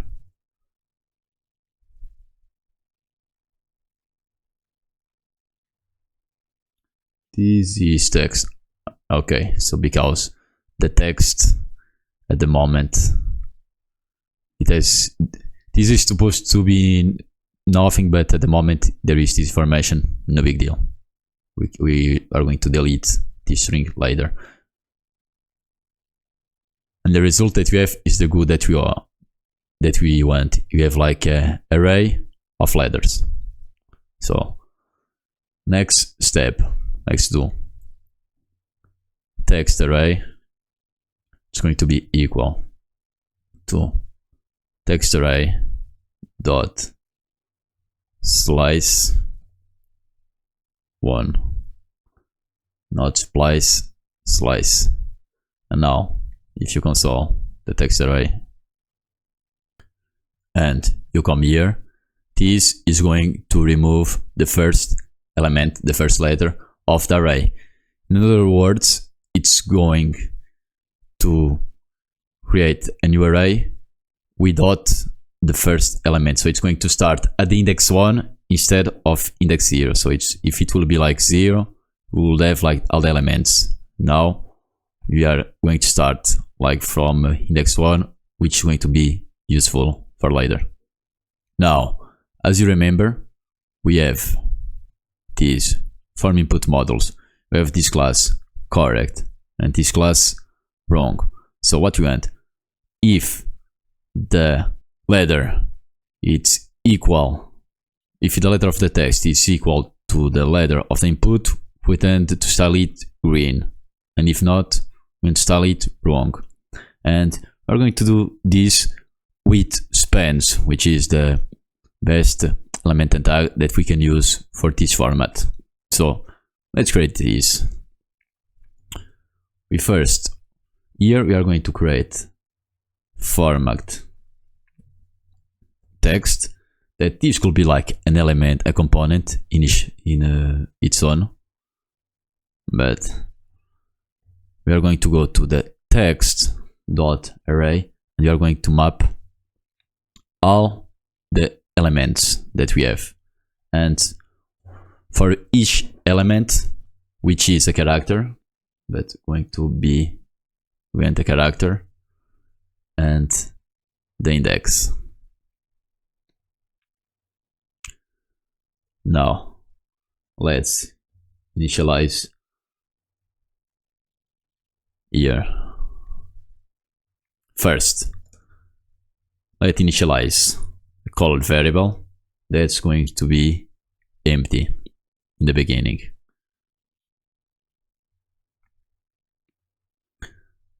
And now, if index is lower than input dot length, what we want, this is going here, we are going to add the logic of the styling.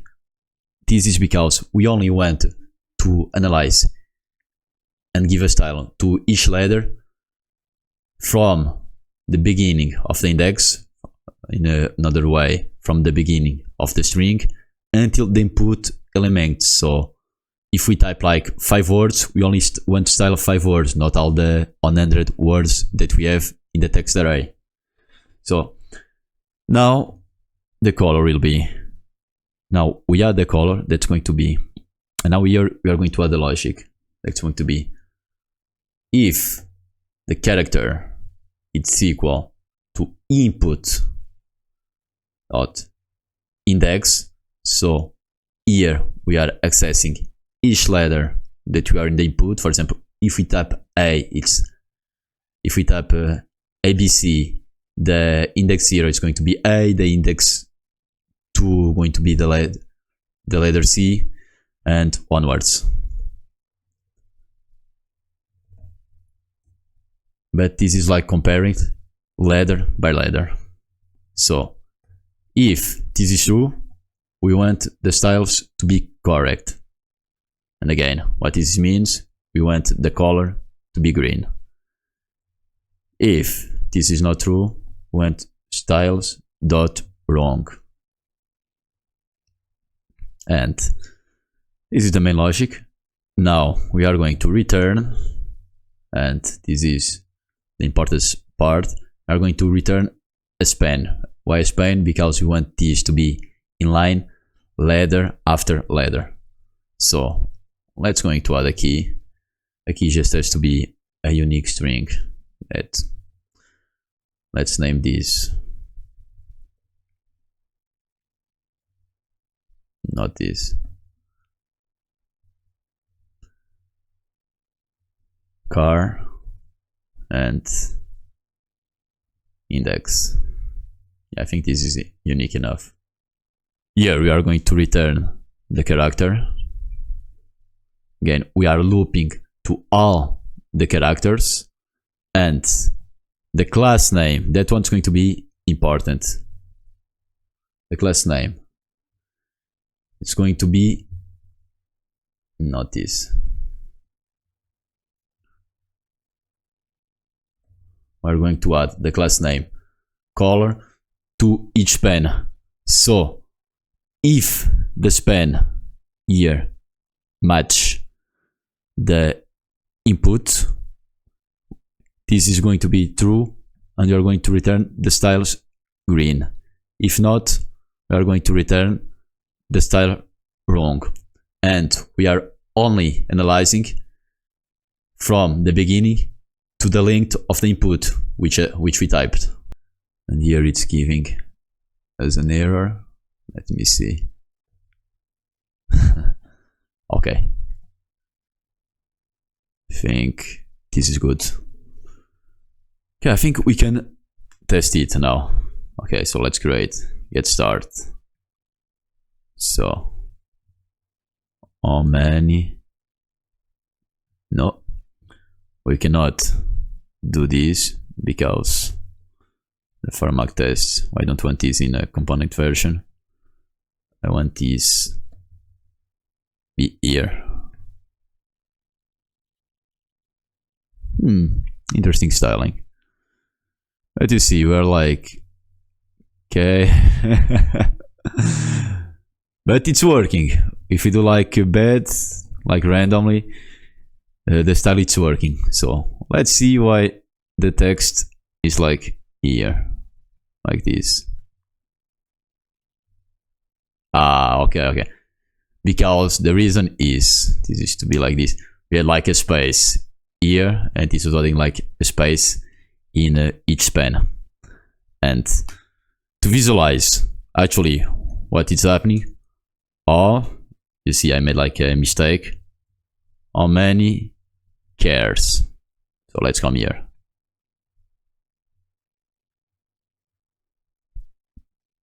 Okay, we have like the text display here, but better.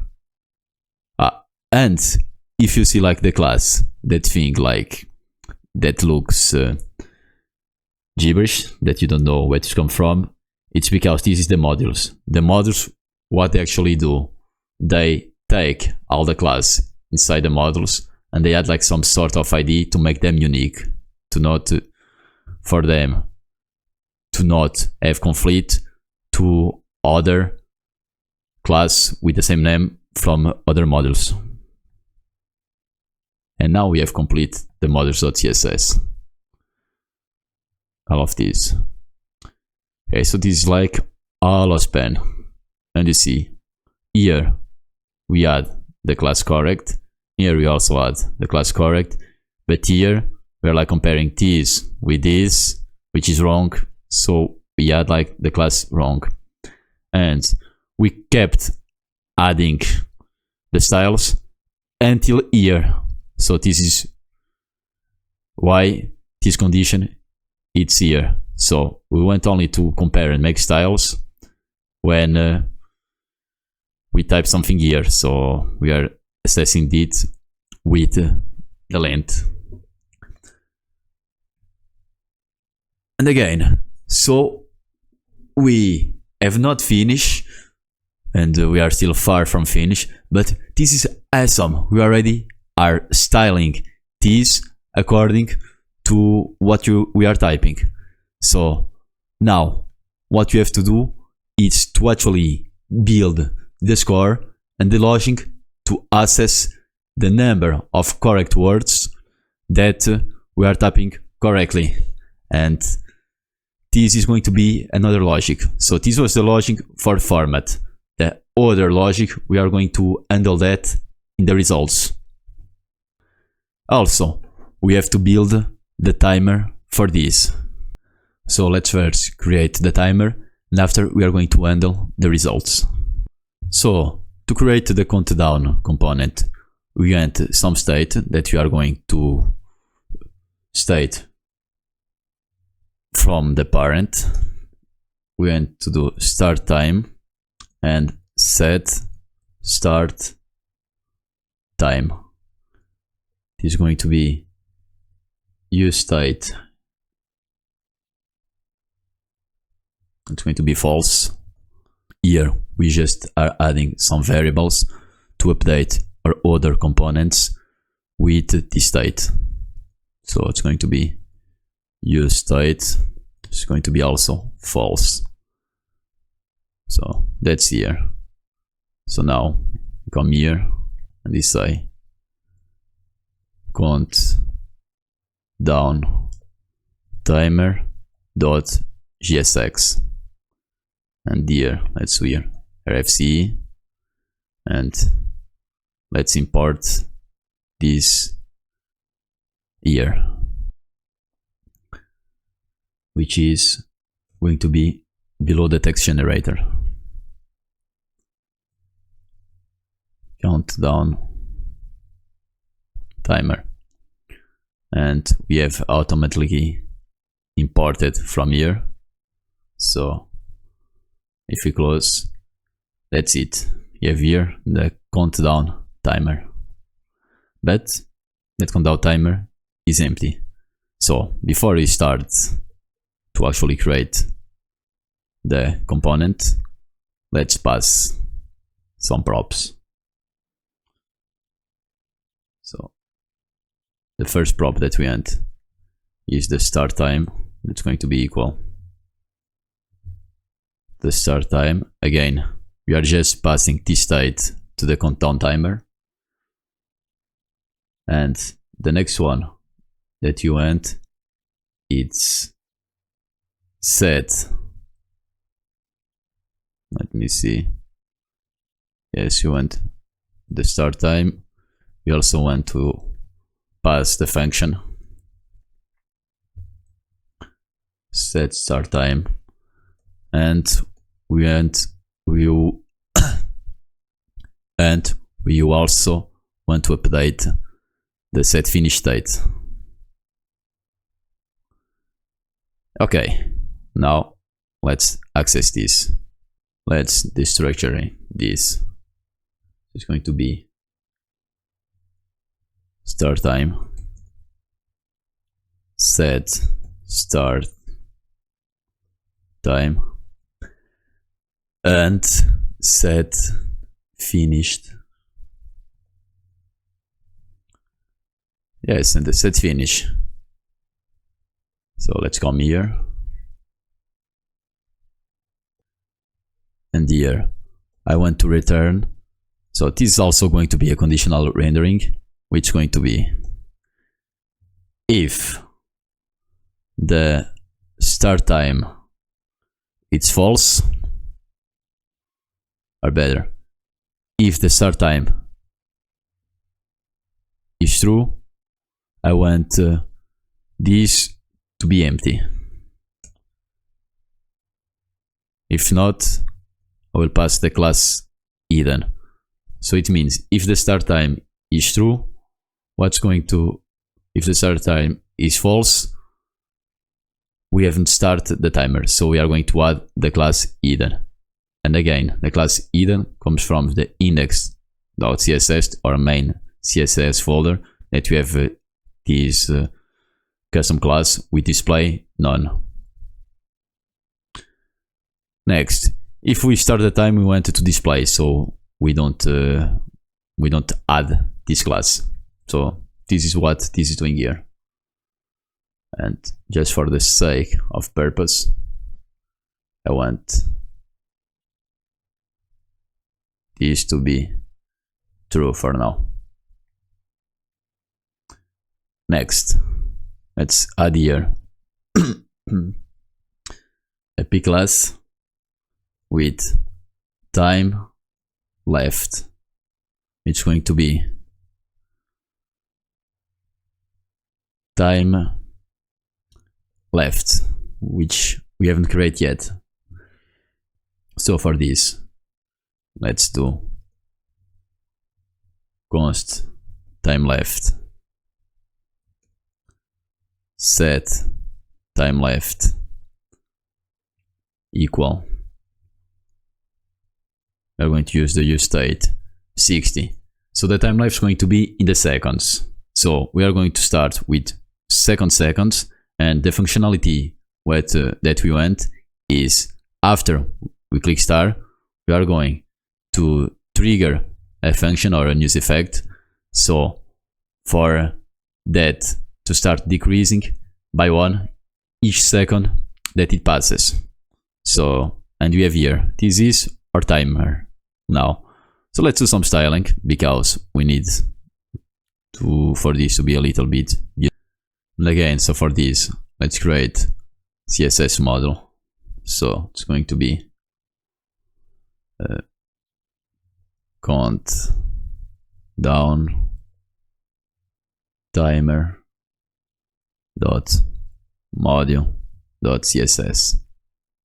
Yeah, and that's going to add this class, and here we have to import styles from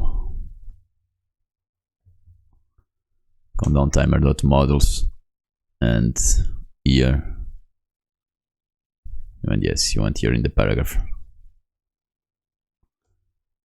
class name is going to be styles dot, what was the name of it, time text. And yes, a little bit better. There is some styling that we have to do. Yes, but we are not worried about this. We want to go for the functionality now. For the functionality, we're going to use a use effect to keep listening, not a use insertion, use effect. Yes, to keep listening when there is a change in the dependencies that we are going to add. So the dependencies that we are going to add, it's going to be start time and time left. So each time one of these changes, we are going to re-render this component inside here. So for the beginning, you want the timer. So create like here a timer, and we use the set timeout function. So here it takes as an argument a callback, and we want what the set timeout does. It's going to run all the code here, but it's only run after a certain number of time, which is the delay. And the delay that we want, it's going to be 1000 milliseconds, which is 1 second. So what we want to do on this, so if the start time and the time left is equal to 0, is bigger to 0, here the start time, it means if this is true. So again, what's going to happen? We are going to click in a button, and we are going to put this state true. This is what's going to initialize our timer, but we want also this to run when the time left is greater than 0. So what you're going to do this is update the state. So here it's going to be the time left minus 1. So what we're doing here, so each second that's happening, we are triggering this function each second, and we start with 60 seconds, and if we start our time and if the time left is greater than 0, we are going to reduce our timer each second. So this is actually going to be the timer in our component. There is only one thing left, that we have to unmount the component. And to do this, we do the clear. It's going to be a clear timeout. Yes, this is the way to unmount the component in the use effects to not have leaks in memory. And as you see, our component, it's working. Why it is working? Because this, as you remember, I put this as true. So if I put like this in false, it's not even appearing. But if I put this as true, our timer starts. And as you remember, why is not appearing? Because of that class. So if this is false, we are going to hidden all the component that time left. And if start time is true, we don't apply the class hidden, and we start our timeout. To show this in action with a click, let's do this in the parent element, in the parent component. So it's going to be false. We come here and that button, when you click on start icon, we want that one click. It's going to be, we are going to trigger the set start timer equal to true. Okay. We save, and now if we click start typing, there is our beautiful countdown timer component here display. And now that you have like the logic here, you can use that logic with the start time for the other components to display, not display information, to update. We are going to use that for our next component. Now there is only one feature that is missing, which is the results. So we are going to do this and also do some refactoring, because we went to ITs and yes, well, some more better style. So let's keep doing. Here we can eliminate this. We don't need this anymore. This was like for demonstration purposes. Okay. What can we do more? I want to hide the button start typing. So here we have to add a custom class. So for this, let's do class name. We have to hide this. And if the text was not important, let's pass the hidden.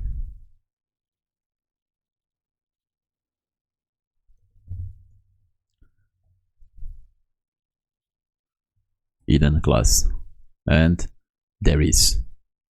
So for that part is done. I also want to do this here. So yes, class name, welcome title.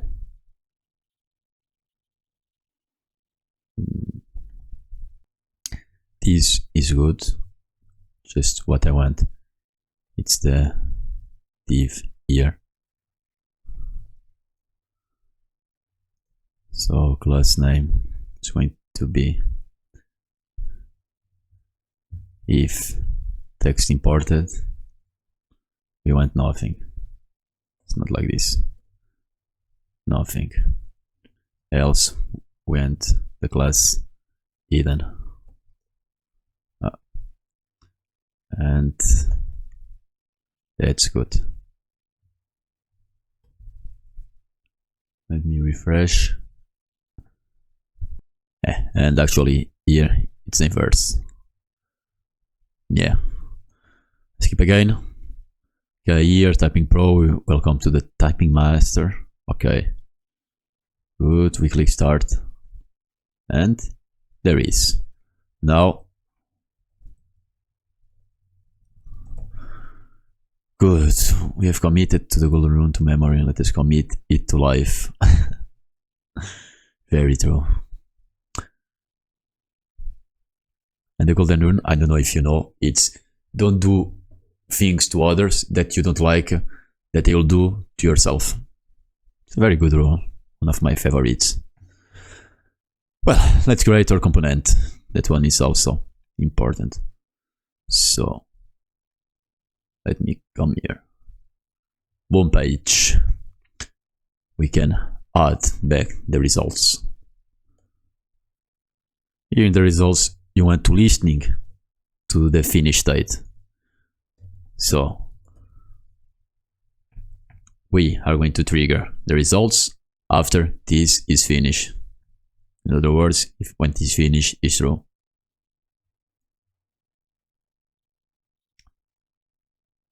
Where are results? We don't want the props anymore. Yes, we want the props, but the structured props. So it's this, and what was more? It was the finished. Yeah, right. Here, let's add like some space. Here, we don't need this. And our main div, we can already add this. So again, if this is finished, or if this is not finished, we want to hide this. So see, we are like here. If the game is not finished, we only want to display the results when the game is finished. Display the class hidden.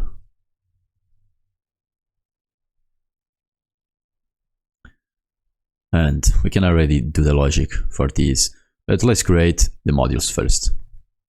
So the modules for this are going to be the same name, results dot module dot css. And I'm going to copy here some classes that we are going to use, and it's only that one, the container and the btn, which is the button. That one could be like in the, because I think the button is the same, it could be the index.css, but does not matter a lot. Onwards. So here we want class name. It's going to be styles.container. This is the one that we want. I don't want that for now, because I want to display this.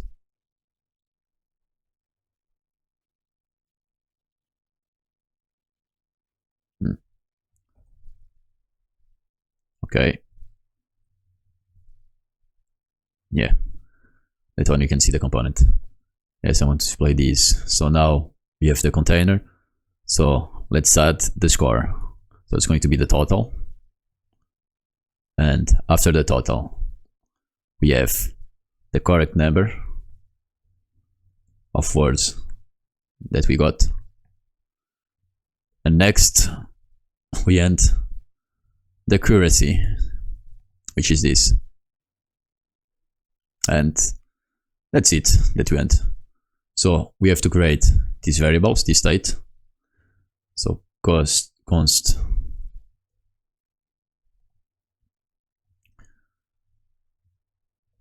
total words and set total words. We are going to start this with 0. It's going to be the total words that we have typed. After we want the correct words. Correct words, set correct words. going to be also 0. It's going to start as 0, which is a little bit different. And we want the accuracy. No. Small case. The accuracy, it's just simple formula that it's the correct words divide by the total words, and after that multiply by 100, and you have here, let's see if I'm running that correctly. No, what I want is this here, and yeah, that divide by that, multiply by 100. Now we just have to add this here. Total words, we have 0 now. After we're going to update the state, correct words, and accuracy. Good. So now we just have to update. This is 9 because 0 divided by 0 isn't defined. Now let's start the logic. So what we did first in the input, where it is that? Okay, let's close this. Form input, we want this, the module not, and that one, we don't want that anymore. I think the timer, maybe, let's just select here. So we want to do like something, oh, it's not the text generator. Okay, we want to do like something like this that we did, but let me put a little smaller or better. Because we have the logic, let's just code without the visualization. We want to do a little bit the same of this, but instead of each letter, we want to compare each word. So we are going to get all the words that we have in the text array. We're also going to get all the words that we have in the input, and we are going to compare that, and if the word is the same, we mark as correct. If it's not, we mark as incorrect. Let's start that. So for this, let's create a text array. To create a text array, we are going to split, but the split, we are going to add a space. So this is, each time there is a space, we consider that there is a word, which there is, and with this, we create an array of words. Also, we have to have an input array. That's going to be the same thing. It's going to be input dot split, and like this. And now the logic. Now the logic, we can do that here. So for the logic, we are going to use a use effect because we want to trigger this use effect to compute that values when the state here is finished. So if there is a change in this dependency, we want to trigger the use effect. Finished. And here, first thing, you're going to say the total words are easy to do, because the total words, you just have to set total words is going to be the input array dot length, because let me console that.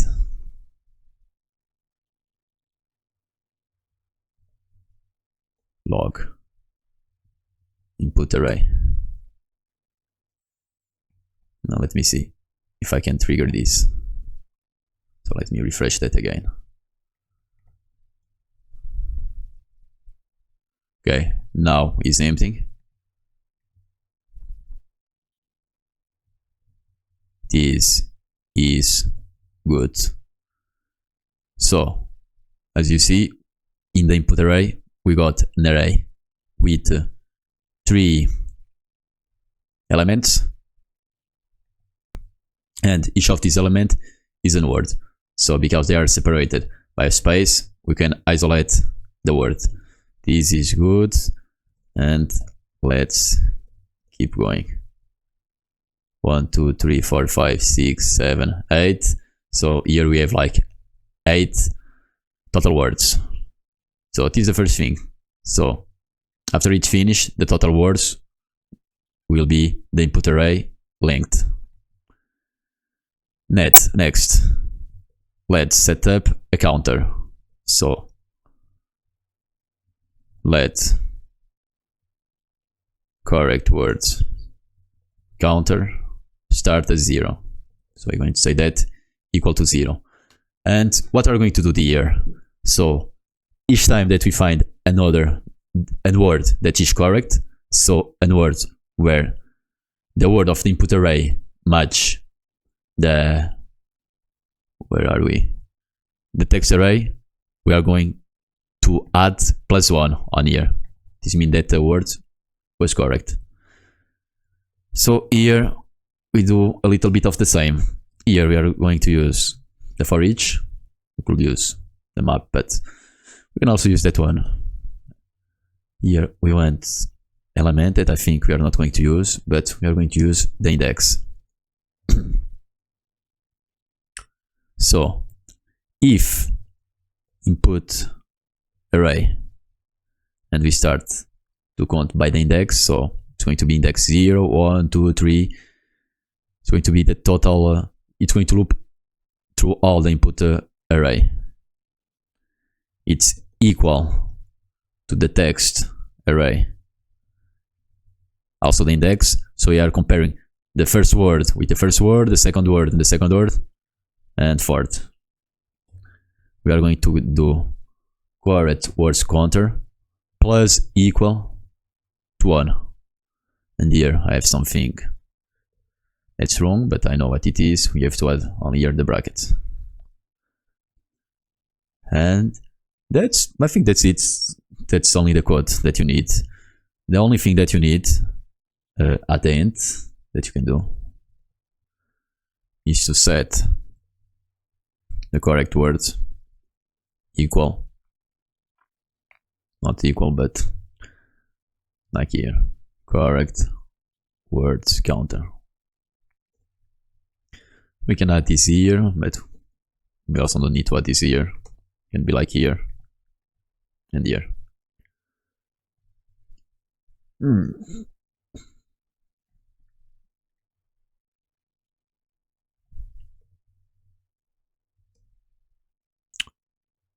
And after we have to, okay, I think the code is this, but now we have to add the timer functionality, because we want to trigger this finished when the time is done. Okay, I think this is good. Maybe just a percentage looks better. It also looks good. There's only one thing that I forgot to explain. It's like the slice here. Why we are like slicing this here from the text array. Okay, as you remember, this text array, it comes from the text which comes from the API. Let's log this. Here, what's happening? I don't know if it's because of the function, but because of the API, when I don't slice this, let's do that again. Refresh, get started. So we are logging this data. As you see, it starts, we have like the text here, but the first element is an empty string. So we have to take out this first element of the array, because if we are like typing face your, as you see, this is comparing that one with this one with this one, which is not good. So we have to remove that element, and one way of doing this is by do the slice one. It's going to make this array start for the first element in the index 1, so the second element. So let's try again. Here, do you see you have, so if you do that, youth, that one is going to be equal to this, that one is going to be equal to this, and you come here, and after you come here, we have like the correct words, which we need to update the correct words counter, which is going to update the correct words here, the state, and after we finish the logic, the content will be here beautifully displayed. For that, we have to update the timer. Okay, so we have like the finished here. Countdown timer set finished. Okay, we can do this now. So, okay, so if we create get start, we have this, but the timer is not appearing. Let's see what's happening. So you have to go to the countdown timer, and start timer.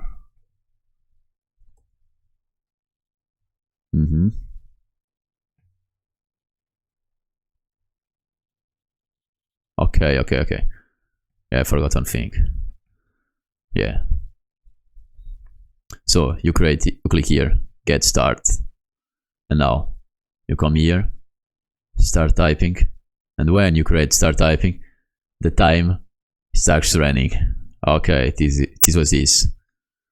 I forgot that it was that functionality. So it does not start when you get the data, but only after you type start typing. So you come here and start typing is thing that we need to do. Let me come the results here. Hidden.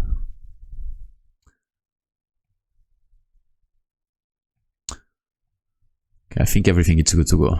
So I will do a little test.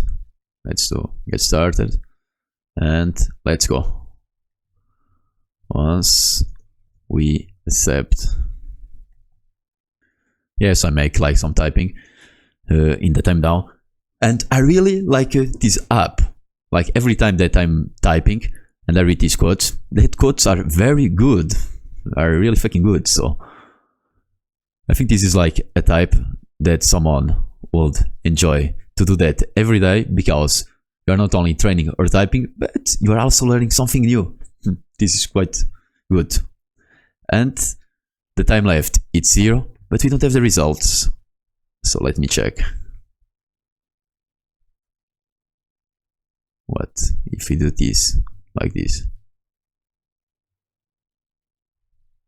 Okay, we have the results. Are that correct results? Yet, yes, okay. We have the results, but the test was not updated. Let me do another test just to see something without the class hidden. So I will. We still don't have the reset functionality. So let's do that by refresh. Start typing and see you in 1 minute. Okay, I'm here after 1 minute, and what I'm seeing is that the component is not being re-rendering in finished. So let me check that. Okay, after a lit of debug, I noticed that we are not updating the finished. So I think this is the mainly problem. So we are not updating the finished state when the countdown time goes down.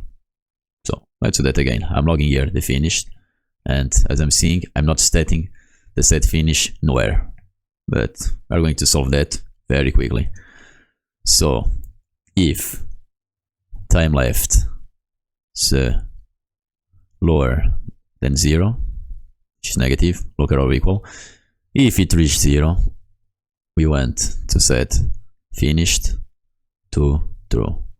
And to not be that long, let's do it like here, 5 seconds. Let's do that again. Get start. Start typing. When you, let's see, 1. Voila. That was this. Okay, perfect. So I think now the only thing that we have to add, it's the restart button. And for this, let's go again to put 60 seconds. Now you can adjust here as you want. You can also create like here a variable outside and update the state according with that variable if you want. But what we have to do now, it's the button. Here, what we have to do is come to this div, and in this div we are also going to use the class name. Not this div. The class name.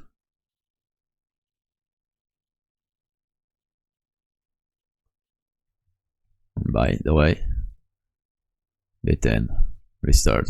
Let's do that here. Vite restart here. Let's do that way. Conditional formatting, and if the game is finished, we want to not be hidden. So if the game is not yet finished, hidden after it's finished. Not finished. Oh, better. It's going to be when it's finished. It's going to be when it's not finished, which now. Let's see your code. So this is our main app. This is one single page app when we have like the home page, which is the main page of our application. And yes, we are using like some state, using 4 components. And here we have a lot of data passing from component to component. So doing this without a state management library, it was good for learning. It was so good for learning. It was kind of mess. This is easier when you know what you have to do, like after you finished the app. But if you are setting that from the beginning all for yourself, you don't know if you have like the state here, there, you have to try so much times. And after this project, guys, I hope that you are going to enjoy much more to learn a state management library, because it gets very confusing if you are using props everywhere. In that time, I'm very happy for this app because it was very good to learn. And after this project, I don't think we will have any more problem passing data from one component to another. Okay, let's restart. We forgot to add the functionality to the restart. It's going to be one thing very easy. I want to reload the page, one click. So for this, when we trigger this, it's going to be window dot location reload.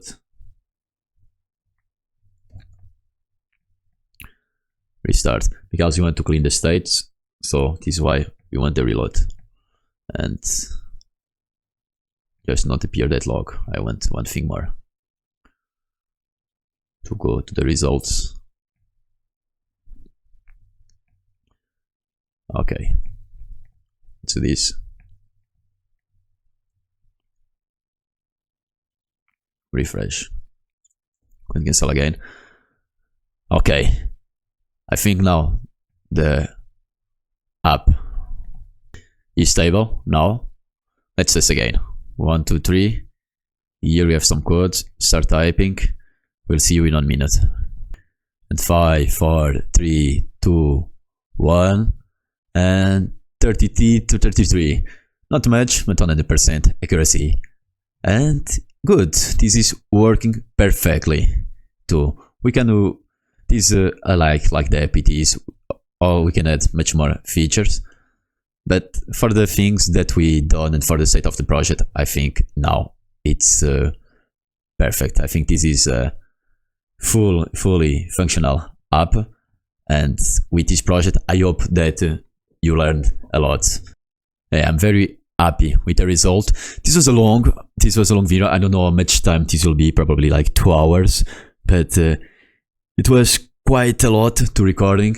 So guys, if you liked that video and you learned also a lot, consider put a like on this video. This will help a lot and give me motivation for more. And also subscribe for more projects like this. So this is the end. I hope you have a wonderful day and see you in the next one.